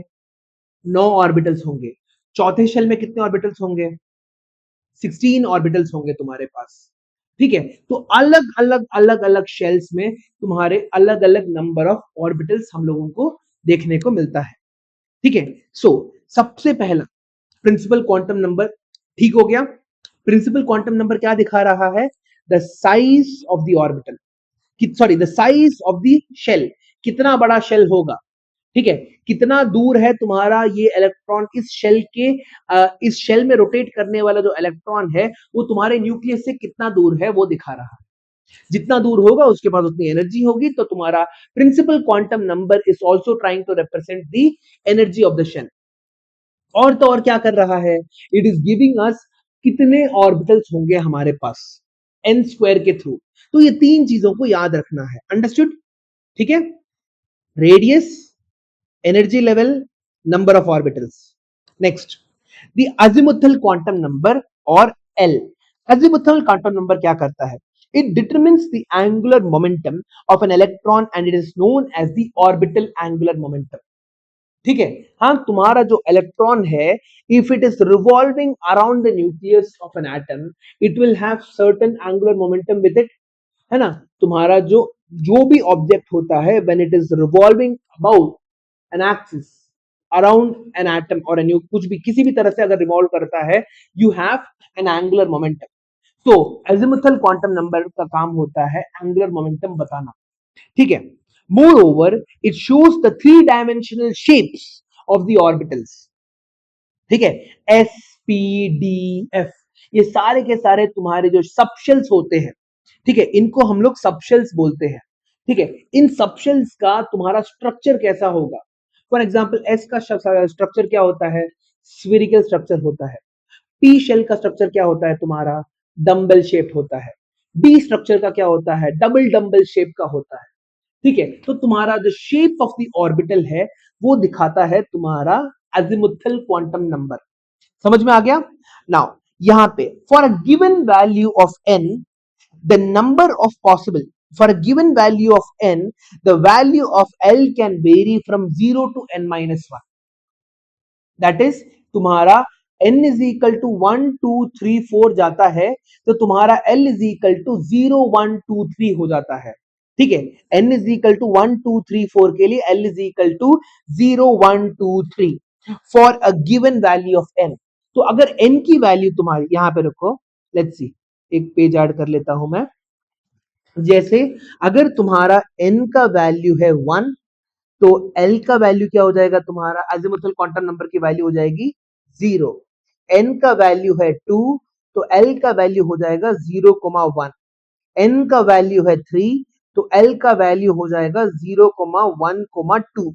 n का वैल्यू है 4, तो L का वैल्यू हो जाएगा 0,1,2,3।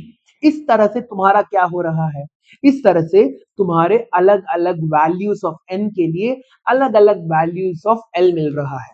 तो फर्स्ट शेल में तुम्हें सिर्फ और सिर्फ S सबशेल देखने को मिलेगा, सेकेंड शेल में तुम्हें S और P सबशेल देखने को मिलेंगे, थर्ड शेल में तुम्हें S,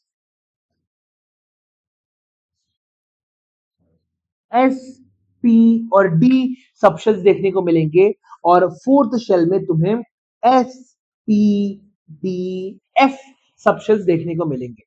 understood? This is what they are trying to represent here. S, SP, SPD, SPDF. Okay. Now, in each shell there are one or more subshells, है ना? One or more subshells है तुम्हारे पास। First shell में एक है, बाकी के shells में एक से अधिक है। One or more subshells. The number of subshells in a principal shell is equal to the value of the principal quantum number itself. ठीक है, पहले शेल में एक सबशेल होगा, दूसरे शेल में दो सबशेल्स होंगे, तीसरे शेल में 3 सबशेल्स होंगे, और चौथे शेल में 4 सबशेल्स होंगे तुम्हारे पास, SPDF। ठीक है, now each subshell is assigned an azimuthal quantum number. हर एक सबशेल को हम लोग एक अजीमुथल क्वांटम नंबर असाइन करते हैं। S को 0, P को 1, D को 2 और F को 3 हम लोग असाइन करते हैं। Understood? So, the subshells corresponding to different values of L are indicated by the following. Value of L is equal to 0, 1, 2, 3, 4, 5. Notations of subshells becomes S, P, D, F, G, H करके तुम्हारा आगे बढ़ रहा है। Now, what is the azimuthal quantum number trying to do? It is trying to give us the angular momentum of the electron as well as the shape of the orbitals. Angular momentum और shape of the orbitals हमें बता रहा है। Now angular momentum को हम लोग calculate कैसे करें, इसका हमारा फॉर्मूला अगला आता है। ठीक है, अकॉर्डिंग टू बोर के अकॉर्डिंग क्या था angular momentum equal to, angular momentum was equal to mvr is equal to nh upon 2 pi के बराबर था। Do you remember this formula? यहां पे थोड़ा बहुत रीएडजस्टमेंट हो रहा है बस। Angular momentum is equal to root under L into L plus 1 h upon 2 pi हो जा रहा है बस। You still have the h upon 2 pi with you. ठीक है, h upon 2 pi अभी भी तुम्हारे पास है। All you are adding is root under L into L plus 1. समझ में आ गया? So, angular momentum for the first subshell L is equal to 0 कितना हो जाएगा? Root under 0 into 0 plus 1 h upon 2 pi 0 हो गया। So the angular momentum for the S subshell is 0. Angular momentum for the P subshell किसके बराबर हो जाएगा? P मतलब L की value 1, 1 into 1 plus 1 root 2 h upon 2 pi। ठीक है, इस तरह से तुम्हारा आगे बढ़ता जा रहा है। The energies of different subshells present within the same principal shell are found to be in the order of S, P, D and F. S, P, D, F के बराबर होते हैं। इसका मतलब क्या है? अगर मेरा प्रिंसिपल क्वांटम नंबर 2 है, ठीक है, अगर मैं सेकेंड शेल में हूं, if I am in the second shell, तो मेरे पास कौन कौन से सबशेल्स होंगे? S और P होगा। S सबशेल जो है उसकी एनर्जी तुम्हारे P सबशेल से कम होगी। फॉर एग्जाम्पल, अगर तुम्हारे पास यहाँ पे तुम्हारा तीसरे शेल में हो तुम, ठीक है, you are in the third shell, third shell के अंदर तुम्हारे पास कौन कौन से सबशेल्स होंगे? S, P, D। तो थर्ड शेल में S है, P है और D है। तो S की वैल्यू तुम्हारे P से कम होगी, P की वैल्यू तुम्हारे D से कम होगी। ठीक है, समझ में आ गया? एस की वैल्यू तुम्हारे पी से कम होगी, पी की वैल्यू तुम्हारे टी से कम होगी। ठीक है, फोर्थ शेल में क्या होगा तुम्हारा, एस भी मौजूद है, पी भी मौजूद है, डी भी मौजूद है और एफ भी मौजूद है। तो क्या होगा, एस की वैल्यू सबसे कम, फिर उसके बाद पी की वैल्यू, फिर उसके बाद डी की वैल्यू, फिर उसके बाद तुम्हारा एफ का वैल्यू। ठीक है, इस तरह से तुम्हारे एनर्जीज अरेंज होते हैं inside what, inside the shell. Understood ये बात, एस पी डी एफ समझ में आ गया। सो यहां पे the energy of an electron present in the S subshell is the lowest that than that present in the p subshell of the same principal shell. It will be proven later in the section that the s, p, d and f subshells, the maximum number of electrons are 2, 6, 10 and 14. समझ में आया, ये क्यों होता है मैं अभी बता देता हूं।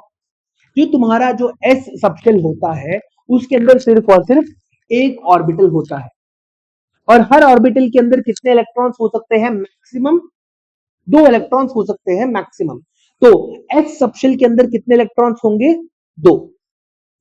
पी सबशेल के अंदर 3 ऑर्बिटल्स होते हैं, तो maximum number of electrons in the P subshell कितना हो जाएगा, 6। 6 पी सबशेल के अंदर तुम्हारे पास 5 सब ऑर्बिटल्स होते हैं, तो कितने इलेक्ट्रॉन्स हुए, हर एक ऑर्बिटल के अंदर 2 इलेक्ट्रॉन है, तो 5 ऑर्बिटल्स के अंदर 10 इलेक्ट्रॉन हो गए, है ना। और फाइनली तुम्हारा जो एफ है, ठीक है, एफ सबशेल के अंदर क्या हो रहा है, तुम्हारे पास 7 ऑर्बिटल है। ठीक है, 7 ऑर्बिटल मतलब 14 इलेक्ट्रॉन्स हो गए तुम्हारे। क्लियर हो गया ये बात, ठीक है। हाँ, एफ में तुम्हारे पास 14 इलेक्ट्रॉन्स मिल रहे हैं। एफ पी डी एफ इस तरह से काम करता है। अंडरस्टूड। चलो अब हम लोग जो डिस्कस करने वाले हैं वो है हमारा मैग्नेटिक क्वांटम नंबर। सो फिर से to recap, principal quantum number gives us the radius of the electron, ठीक है, from the nucleus, gives us the energy of the electron and gives us the total number of electrons in that shell, n square के बराबर। ठीक है, what about the next one, 2n square के बराबर, sorry. So तुम्हारा दूसरा क्या है, the azimuthal quantum number. Azimuthal quantum number क्या करता है, एंगुलर मोमेंटम बताता है तुम्हारा, और शेप बताता है, और क्या बताता है, अलग अलग एंगुलर, अलग अलग तुम्हारे सबशेल्स तुम्हारे कैसे एनर्जी लेवल्स पे अरेंज होते हैं, सबसे कम एस का, फिर पी का, फिर डी का, फिर एफ का। ठीक है, फिर आता है तुम्हारा क्या, तुम्हारा फिर आता है तुम्हारा magnetic quantum number. Magnetic quantum number तुम्हारा ओरिएंटेशन दिखाता है। ठीक है, हम लोगों ने क्या बोला था, जो तुम्हारे ऑर्बिटल्स होते हैं उनके पास डायरेक्शनल प्रॉपर्टीज होती है, अलग अलग ऑर्बिटल्स के पास अलग अलग डायरेक्शनल प्रॉपर्टीज होती है। It shows the behaviour of an electron in the magnetic field. It gives information related to the spatial orientation of the orbitals with respect to a standard set of axes. ठीक है, जैसे for example तुम्हारा जो p और p subshell है उसके अंदर जो 3 ऑर्बिटल्स होते हैं वो तुम्हारे 3 अलग अलग एक्सिस में जाते हैं। ठीक है, the 3 different axis are what, the px, the py और द pz। इस तरह से तुम्हारा जो है एक पूरे के पूरे न्यूक्लियस के अराउंड तुम्हें जो है ऑर्बिटल्स का जो ओरिएंटेशन है वो नजर आ रहा है। ठीक है, जो तुम्हारा p सबशेल है उसके अंदर ऑर्बिटल्स है, वो ऑर्बिटल्स तुम्हारे अलग अलग एक्सिस के बीच में या फिर एक्सिस में लाई करते हैं। That is the job of the magnetic quantum number. ठीक है, now for a given value of L, for a given value of L हमारे पास कितने मैग्नेटिक ऑर्बिटल्स हो सकते हैं, मैग्नेटिक क्वांटम नंबर्स कितने हो सकते हैं, L माइनस 1 से लेके L प्लस 1 तक, L माइनस 1 से लेके L प्लस 1 तक, है ना। Sorry 2L plus 1, 2L plus 1 नहीं,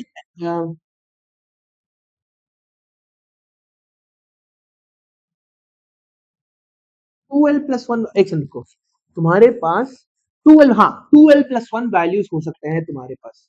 ठीक है, जीरो बीच में आता है। सो अब नाउ यहां पे let's actually see this in action.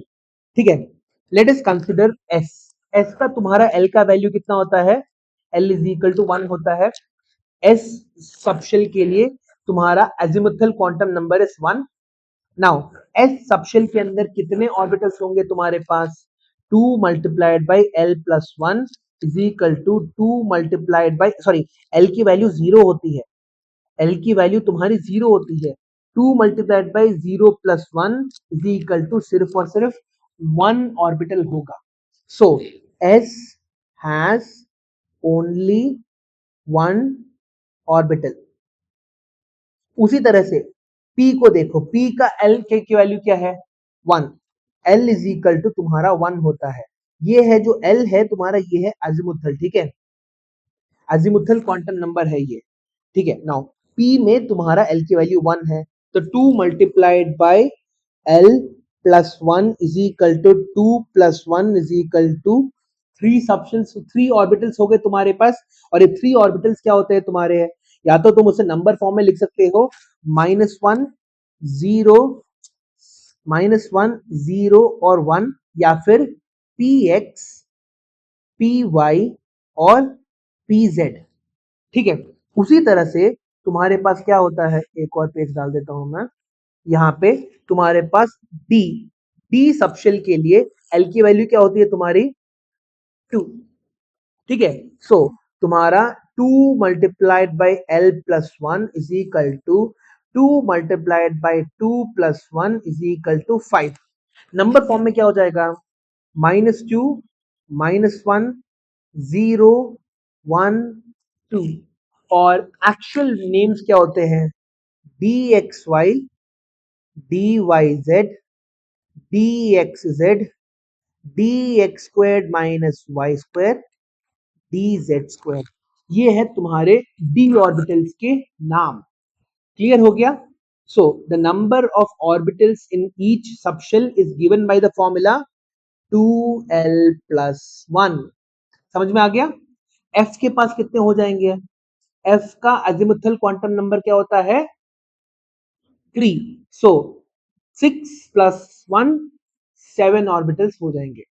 f तुम्हारे सिलेबस में नहीं है, s p और d ही तुम्हारे सिलेबस के अंदर है।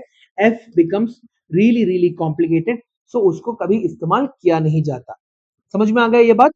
ओके, अगला।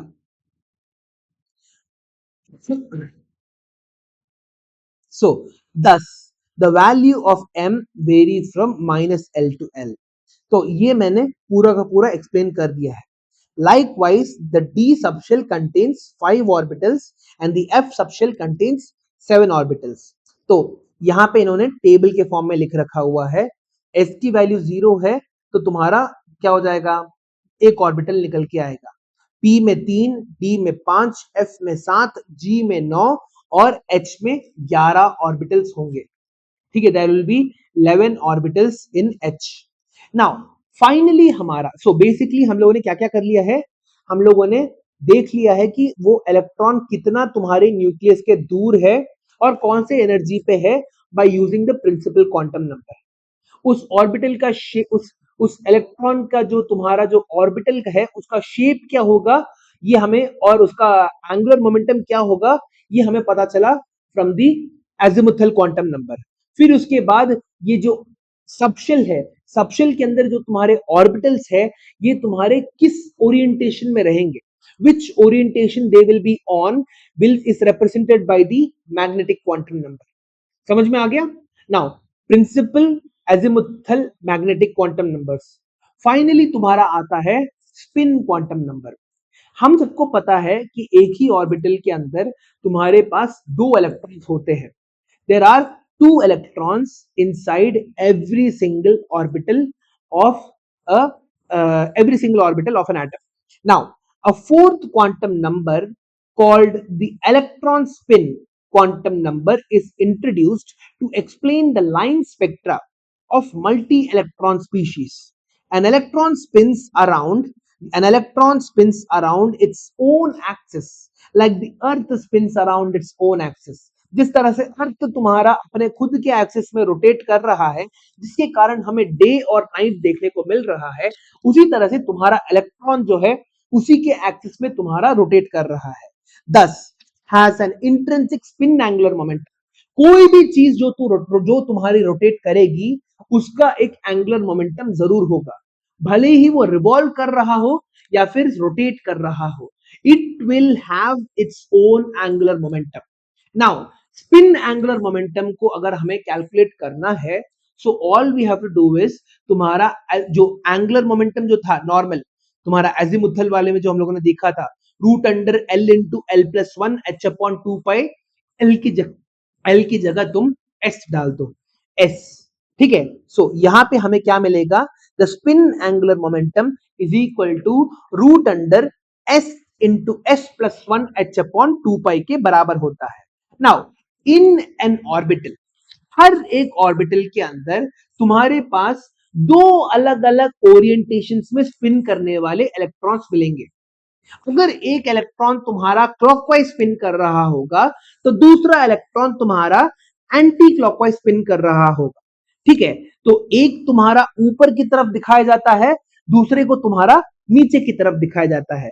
फॉर एग्जाम्पल, अगर तुम्हारे पास एक ऑर्बिटल है ऐसा, this is your S orbital, और अगर तुम्हें इसके अंदर तुम्हारे दो इलेक्ट्रॉन्स को दिखाना है तो एक इलेक्ट्रॉन को तुम क्लॉकवाइज स्पिन करते हुए दिखाओगे, दूसरे इलेक्ट्रॉन को तुम एंटी क्लॉकवाइज स्पिन करते हुए दिखाओगे। अंडरस्टूड? सो हर एक ऑर्बिटल के अंदर दो इलेक्ट्रॉन मौजूद हैं जो उल्टे डायरेक्शन में स्पिन कर रहे हैं। Both of them are revolving, sorry, both of them are rotating in different directions. समझ में आ गया ये बात? आगे बढ़ते हैं। Now, the two electrons having different m values, one plus 1 by 2 and other minus 1 by 2, are said to have opposite spin. Thus, an orbital can hold a maximum of two electrons with opposite spin. The magnitude of a spin angular momentum can be calculated from the following formula: root under s into s plus 1 h upon 2 pi. यही formula के अंदर अगर तुम L डाल दोगे तो तुम्हें क्या मिल जाएगा? Actual angular momentum. ठीक है, रोटेशनल एंगुलर मोमेंटम मिल जाएगा तुम्हें तुम्हारे इलेक्ट्रॉन का। स्पिन एंगुलर मोमेंटम तुम्हारा L की जगह S डाल दो, बस एक ही फॉर्मूला में तुम्हारा सेम पैटर्न, सिंबल चेंज हो रहा है बस। यहां पे जो तुम्हारा जो S का वैल्यू है, that can either be plus 1 by 2 और माइनस 1 by 2।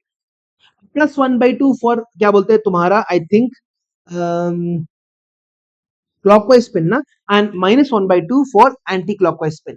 नाउ यहां पे तुम्हारा नोट करने के लिए क्या होता है, the principal quantum number represents the nth क्या shell, number of subshells in the nth shell is represented as n। ठीक है, इन सब फॉर्मूलाज की तुम्हें जरूरत भी नहीं पड़ेगी अगर तुम थोड़े टाइम के बाद जितना ज्यादा तुम क्वेश्चंस करोगे इसके अंदर, after a while you won't have to remember the formulas. तुम्हें पता रहेगा कि पहले शेल के अंदर सिर्फ और सिर्फ एक सब शेल है, दूसरे के अंदर दो है, तीसरे के अंदर तीन है, चौथे के अंदर चार है तुम्हारे पास।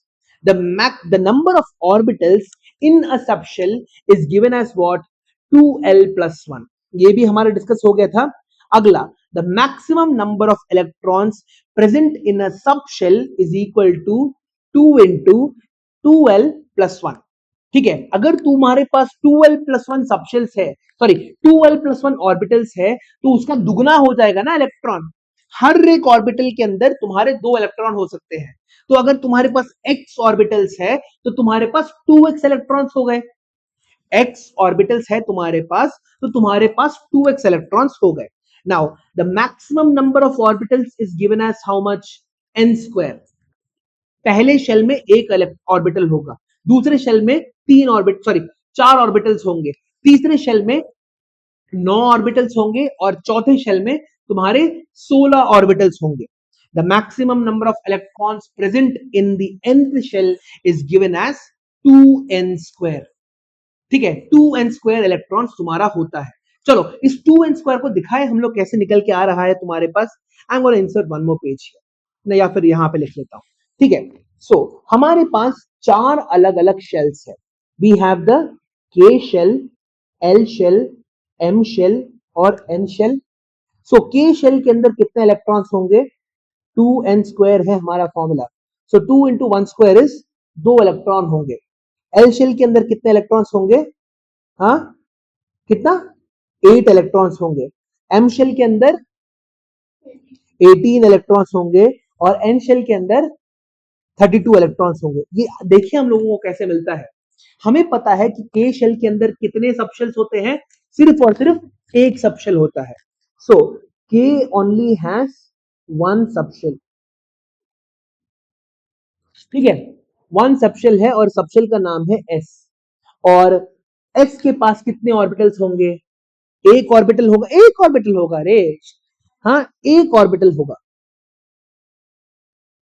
और एक ऑर्बिटल के अंदर कितने इलेक्ट्रॉन्स हो सकते हैं? 2 इलेक्ट्रॉन्स हो सकते हैं। दैट्स इट, 2 आ गया। अब एल शेल को देखो, एल शेल के अंदर कितने सबशेल्स हो सकते हैं? एल के अंदर तुम्हारे पास 2 सबशेल्स हो सकते हैं और इनके नाम है तुम्हारे एस और पी, ठीक है। S can hold a maximum of 2 electrons, P can hold a maximum of 6 electrons. अगर इन दोनों को हम लोग ऐड कर दे तो हमें कितना मिल रहा है? 8 इलेक्ट्रॉन्स मिल रहा है, सिमिलर टू दिस। अब देखो एम शेल के अंदर क्या हो रहा है, तुम्हारे पास कितने सबशेल्स होंगे? How many subshells will M have? Number of subshells is equal to N. कितने सबशेल्स होंगे? 3। S P D. रिदम को देखो, फॉर्मूला से ज्यादा रिदम को देखो। के पास एक सबशेल, एल के पास 2 सबशेल, एम के पास 3 सबशेल, एन के पास 4 सबशेल्स है तुम्हारे पास। सो एस के पास 2 हो गए, पी के पास तुम्हारा क्या कितने इलेक्ट्रॉन्स हो सकते हैं? 6 इलेक्ट्रॉन्स हो सकते हैं। डी के पास तुम्हारे 10 इलेक्ट्रॉन्स हो सकते हैं। सबको ऐड करो, कितना मिल रहा है? 18 इलेक्ट्रॉन्स मिल रहे हैं। 18 के बराबर हो गया। नाउ एन को देखो, एस है, पी है, डी है, एफ है, ठीक है। एस के पास कितने? 2, पी के पास कितने? 6, डी के पास कितने? 10 और एफ के पास कितने? तुम्हारे एफ के पास कितने इलेक्ट्रॉन्स होंगे? 28। 28 इलेक्ट्रॉन्स होंगे ना, 4 सॉरी एक सेकंड रुको, हाँ सॉरी 7 ऑर्बिटल्स होंगे, 14 इलेक्ट्रॉन्स होंगे, सॉरी 14। इन सबको ऐड करेंगे तो हमें क्या मिलेगा? 32 इलेक्ट्रॉन्स मिल जाएगा। That is the same as this. So इस तरह से तुम्हारा पूरा का पूरा पिक्चर निकल के आता है। के पास एक सबशेल है, एस और ये एस के पास एक ऑर्बिटल है, पी के पास 3 ऑर्बिटल्स होते हैं, एम के पास सॉरी डी के एक सेकंड को लिख देता हूं मैं। एस के पास एक ऑर्बिटल, पी के पास तुम्हारा 3 ऑर्बिटल, डी के पास तुम्हारा 5 ऑर्बिटल और एफ के पास तुम्हारा कितना है? 7 ऑर्बिटल्स, ठीक है।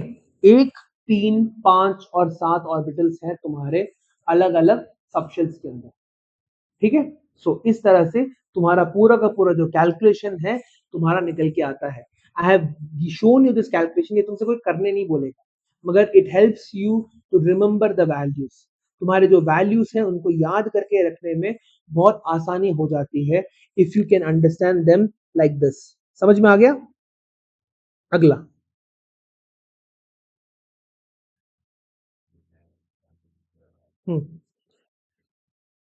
using the SPDF notation, describe the orbital with the following quantum numbers: n is equal to 2, l is equal to 1।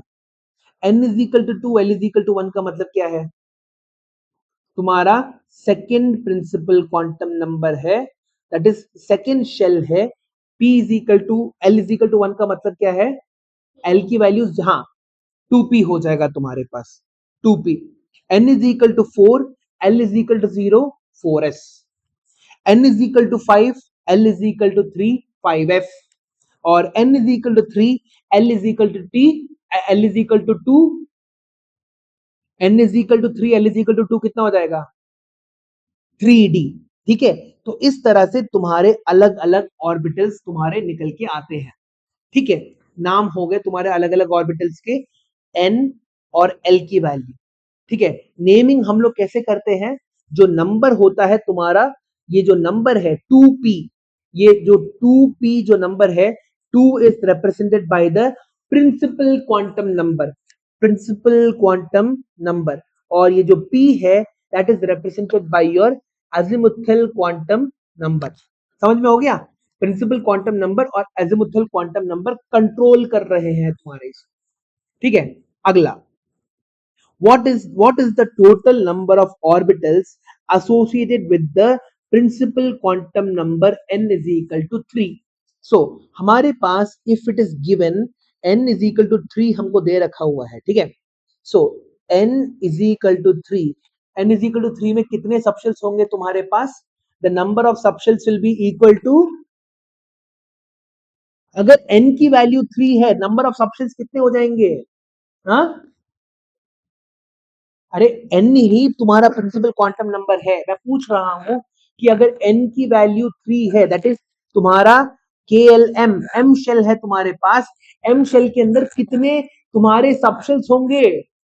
3। कौन कौन से सबशेल्स होंगे रिया? SPD। तो तुम्हारे पास प्रिंसिपल क्वांटम नंबर 3 के अंदर तुम्हारे पास S, P और D सबशेल्स है, P सबशेल और तुम्हारा D सबशेल है। नाउ S सबशेल के अंदर अर्नेस्ट कितने ऑर्बिटल्स होंगे?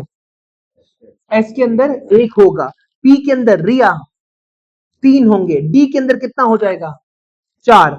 सो क्वेश्चन क्या पूछा था हम लोगों से? क्वेश्चन हम लोगों से पूछा गया था कि what is the total number of orbitals associated with the principal quantum number 3। तो प्रिंसिपल क्वांटम नंबर के पास कितने ऑर्बिटल्स हो गए टोटल? 4 + 3 + 1 कितने हो गए? हाँ सॉरी, क्या बोल रहा हूं मैं, 5 होते हैं। 4 + 3 + 5 + 3 + 1 तुम्हारे 9 ऑर्बिटल्स हो गए। हाँ, एन स्क्वायर वाला फॉर्मूला कंफ्यूज हो गई तो इसकी जगह कुछ और इस्तेमाल कर लिया तो ये होने वाला है। हाँ, ये फॉर्मूला से ज्यादा जस्ट लॉजिक लगा लो ना। हाँ, पहले एन स्क्वायर मतलब क्या हो जाएगा तुम्हारा? एन स्क्वायर मतलब तुम्हारा बेसिकली डायरेक्टली ये आ जाएगा तुम्हारे, है ना। But I want you to basically channel it like this, तुम्हारा SPD करके मैं तुम्हें चैनल कराना चाहता हूं। I don't want you to basically depend too much on formulas, ठीक है। मेरे को अभी भी क्या, अगर तुम मेरे से पूछोगे कितने ऑर्बिटल्स है, कितने सबशेल्स है, नाम क्या है, मेरे को मैं ऑन द स्पॉट नहीं बता सकता। मैं तुम्हें डायग्राम बना के दिखा सकता हूँ। हाँ, जैसे अगर मेरे पास n इज इक्वल टू मेरे पास 4 है, कितने ऑर्बिटल्स होंगे मेरे पास? मैं सबसे पहले लिखूंगा n इज इक्वल टू 4 में मेरे पास 4 सबशेल्स होंगे, S, P, D और F। और S के पास तुम्हारे पास 1 ऑर्बिटल होगा, P के पास 3, D के पास 5 और F के पास 7। So total number of orbitals कितने हो गए मेरे पास? 16, है ना। 9 + 7 16 ऑर्बिटल्स हो गए। अब ये लोग इसके बाद मेरे से पूछ भी ले कि कितने इलेक्ट्रॉन्स होंगे। सो n इज इक्वल टू 3 में मेरे पास 18 इलेक्ट्रॉन्स मिल जाएंगे, क्योंकि 9 ऑर्बिटल्स है तो 9 × 2 = 18 इलेक्ट्रॉन्स हो जाएंगे तुम्हारे पास। 16 ऑर्बिटल्स है तो 16 × 2 = 32 इलेक्ट्रॉन्स निकल के आ जाएंगे। समझ में आ गया? 32 इलेक्ट्रॉन्स तुम्हारे निकल के आ गए, ठीक है। शैल वी मूव ऑन, आगे बढ़ते हैं। नाउ ओके, आई थिंक ये हमारा लास्ट टॉपिक होगा इस क्लास के लिए, ठीक है। Shape of atomic orbitals. What are the shape of various atomic orbitals that we have? Schrodinger wave equation helps to find out this probability at any point around the nucleus, that is to find the density of the points. Radial wave function क्या होता है? The shape of the orbital can also be obtained from the variation of wave function psi as a function of distance, ठीक है। हम लोग जो है हमारा वेव फंक्शन को मैप कर सकते हैं with respect to the distance of the क्या? Distance of the wave function from the nucleus. The shape of the orbital can also be obtained from the variation of the wave function as a function of distance from the nucleus. It is called the radial dependence or the radial wave function. इसी को ही हम लोग क्या बोलते हैं? The radial wave function. This can be shown by just plotting a graph between the wave function psi and the distance r from the nucleus. यहाँ पे हम लोग हमारे अंडरस्टैंडिंग को समझने के लिए तीन अलग अलग ऑर्बिटल्स लेने वाले हैं. ये ऑर्बिटल्स हमारे कौन कौन से हैं? हमारे 1s 2s और 2p ऑर्बिटल्स. ठीक है. Now according to the wave function, ठीक है, वेव फंक्शन वर्सेस डिस्टेंस का जो ग्राफ होता है, this helps us to imagine तुम्हारा इलेक्ट्रॉन किस किस एरिया में तुम्हारा पाया जाता है. ठीक है. जब हम लोग 1s ऑर्बिटल, यहाँ पे इस ग्राफ को ढंग से देखो, पहला वाला जो ग्राफ है तुम्हारा, ये तुम्हारा क्या दिखा रहा है? 1s ऑर्बिटल के लिए तुम्हारा डिस्टेंस वर्सेस तुम्हारा वेव फंक्शन ग्राफ. जब तुम्हारा डिस्टेंस बहुत ज्यादा क्लोज टू द न्यूक्लियस होता है, जब तुम्हारा जो डिस्टेंस है, when it is very close to the nucleus, हम लोगों को क्या देखने को मिल रहा है? हमारा वेव फंक्शन जो है बहुत ज्यादा है. The wave function is increasing when it is very close to the nucleus, and as you move away from the nucleus, तुम्हारा जो wave function है धीरे धीरे धीरे करके डिक्रीज होते जा रहा है. ठीक है. ये कब देखने को मिलता है? ये सिर्फ तभी देखने को मिलता है जब तुम्हारा ऑर्बिटल का शेप एक स्फीयर के बराबर हो. ठीक है, एक स्फीयर के बराबर, दैट इज जब तुम्हारा न्यूक्लियस के बहुत ज्यादा करीब था, जब तुम्हारा ये न्यूक्लियस के बहुत ज्यादा करीब था, your wave function was maximum. फिर जैसे जैसे जैसे तुम्हारा न्यूक्लियस से दूर जाने लगा, तो क्या हो रहा है? तुम्हारा वेव फंक्शन धीरे धीरे धीरे धीरे करके डिक्रीज होता जा रहा है. इसका मतलब क्या है? इसका मतलब ये है कि डिस्टेंस के साथ इनवर्सली प्रोपोर्शनल है तुम्हारा वेव फंक्शन, और ये सिर्फ तब मुमकिन हो पाता है जब तुम्हारा जो s ऑर्बिटल है वो क्या हो? एक स्फीयर के बराबर हो. It should be a sphere. जितना क्लोज रहेगा उतना वेव फंक्शन कॉन्सेंट्रेटेड रहेगा. जितना ज्यादा तुम दूर जाते जाओगे, तुम्हारा वेव फंक्शन धीरे धीरे धीरे करके डिक्रीज होता जाएगा. क्लियर है बात? समझ में आ गया?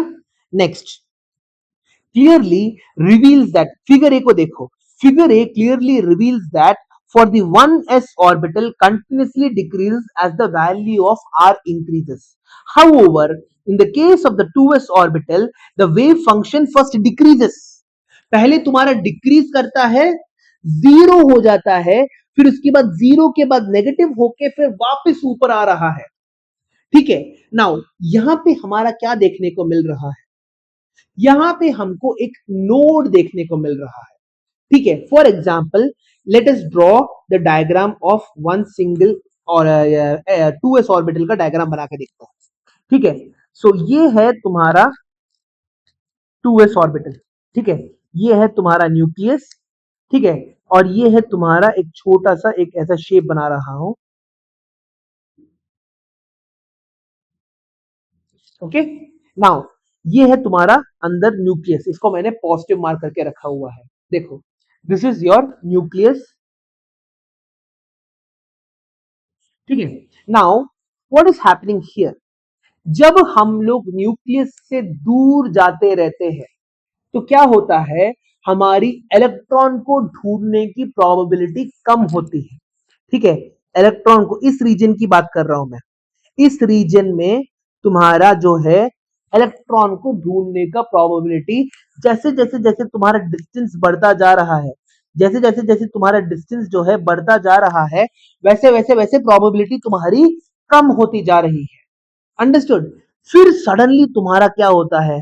एक ऐसा रीजन देखने को मिलता है जहां पे सडनली सडनली कोई भी इलेक्ट्रॉन तुम्हें देखने को नहीं मिल रहा.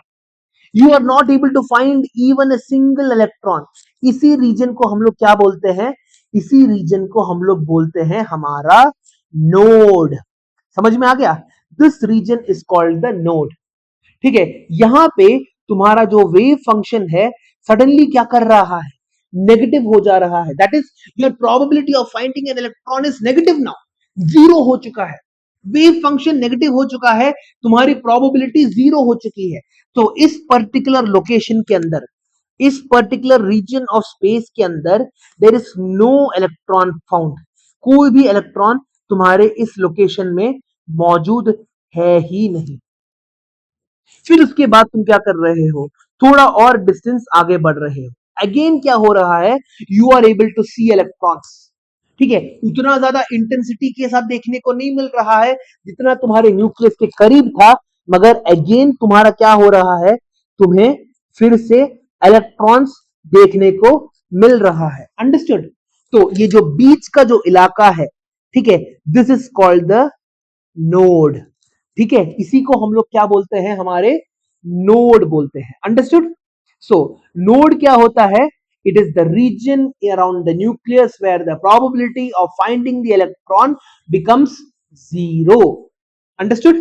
ठीक है, तो आज की क्लास हम लोग हमारा यहीं पे समाप्त करते हैं। ठीक है, इन द नेक्स्ट क्लास हम लोग यहीं से कंटिन्यू करेंगे। Major chunk of the chapter हम लोगों ने फिनिश कर दिया है। जो सेक्शन तुम्हारे डाउट के लिए तुमने मेरे से पूछा था वो हम लोगों ने मेजरली क्लियर कर दिया है। इसके बाद थोड़ा स्मूथ सेलिंग होगा। We will understand the body diagram, sorry boundary diagram हम लोग समझेंगे, नोड और नोडल प्लेन समझने की कोशिश करेंगे, एंड फाइनली हमारा इलेक्ट्रॉनिक कॉन्फ़िगरेशन बनाना सीखेंगे। ठीक है, इसके बाद आसान है। ठीक है, सो आई होप तुम लोगों को मेरा ये क्लास अच्छा लगा होगा। अगर आपको मेरा क्लास अच्छा लगता है तो प्लीज जरूर लाइक शेयर और सब्सक्राइब जरूर करिए, and please wait for the next video. Thank you.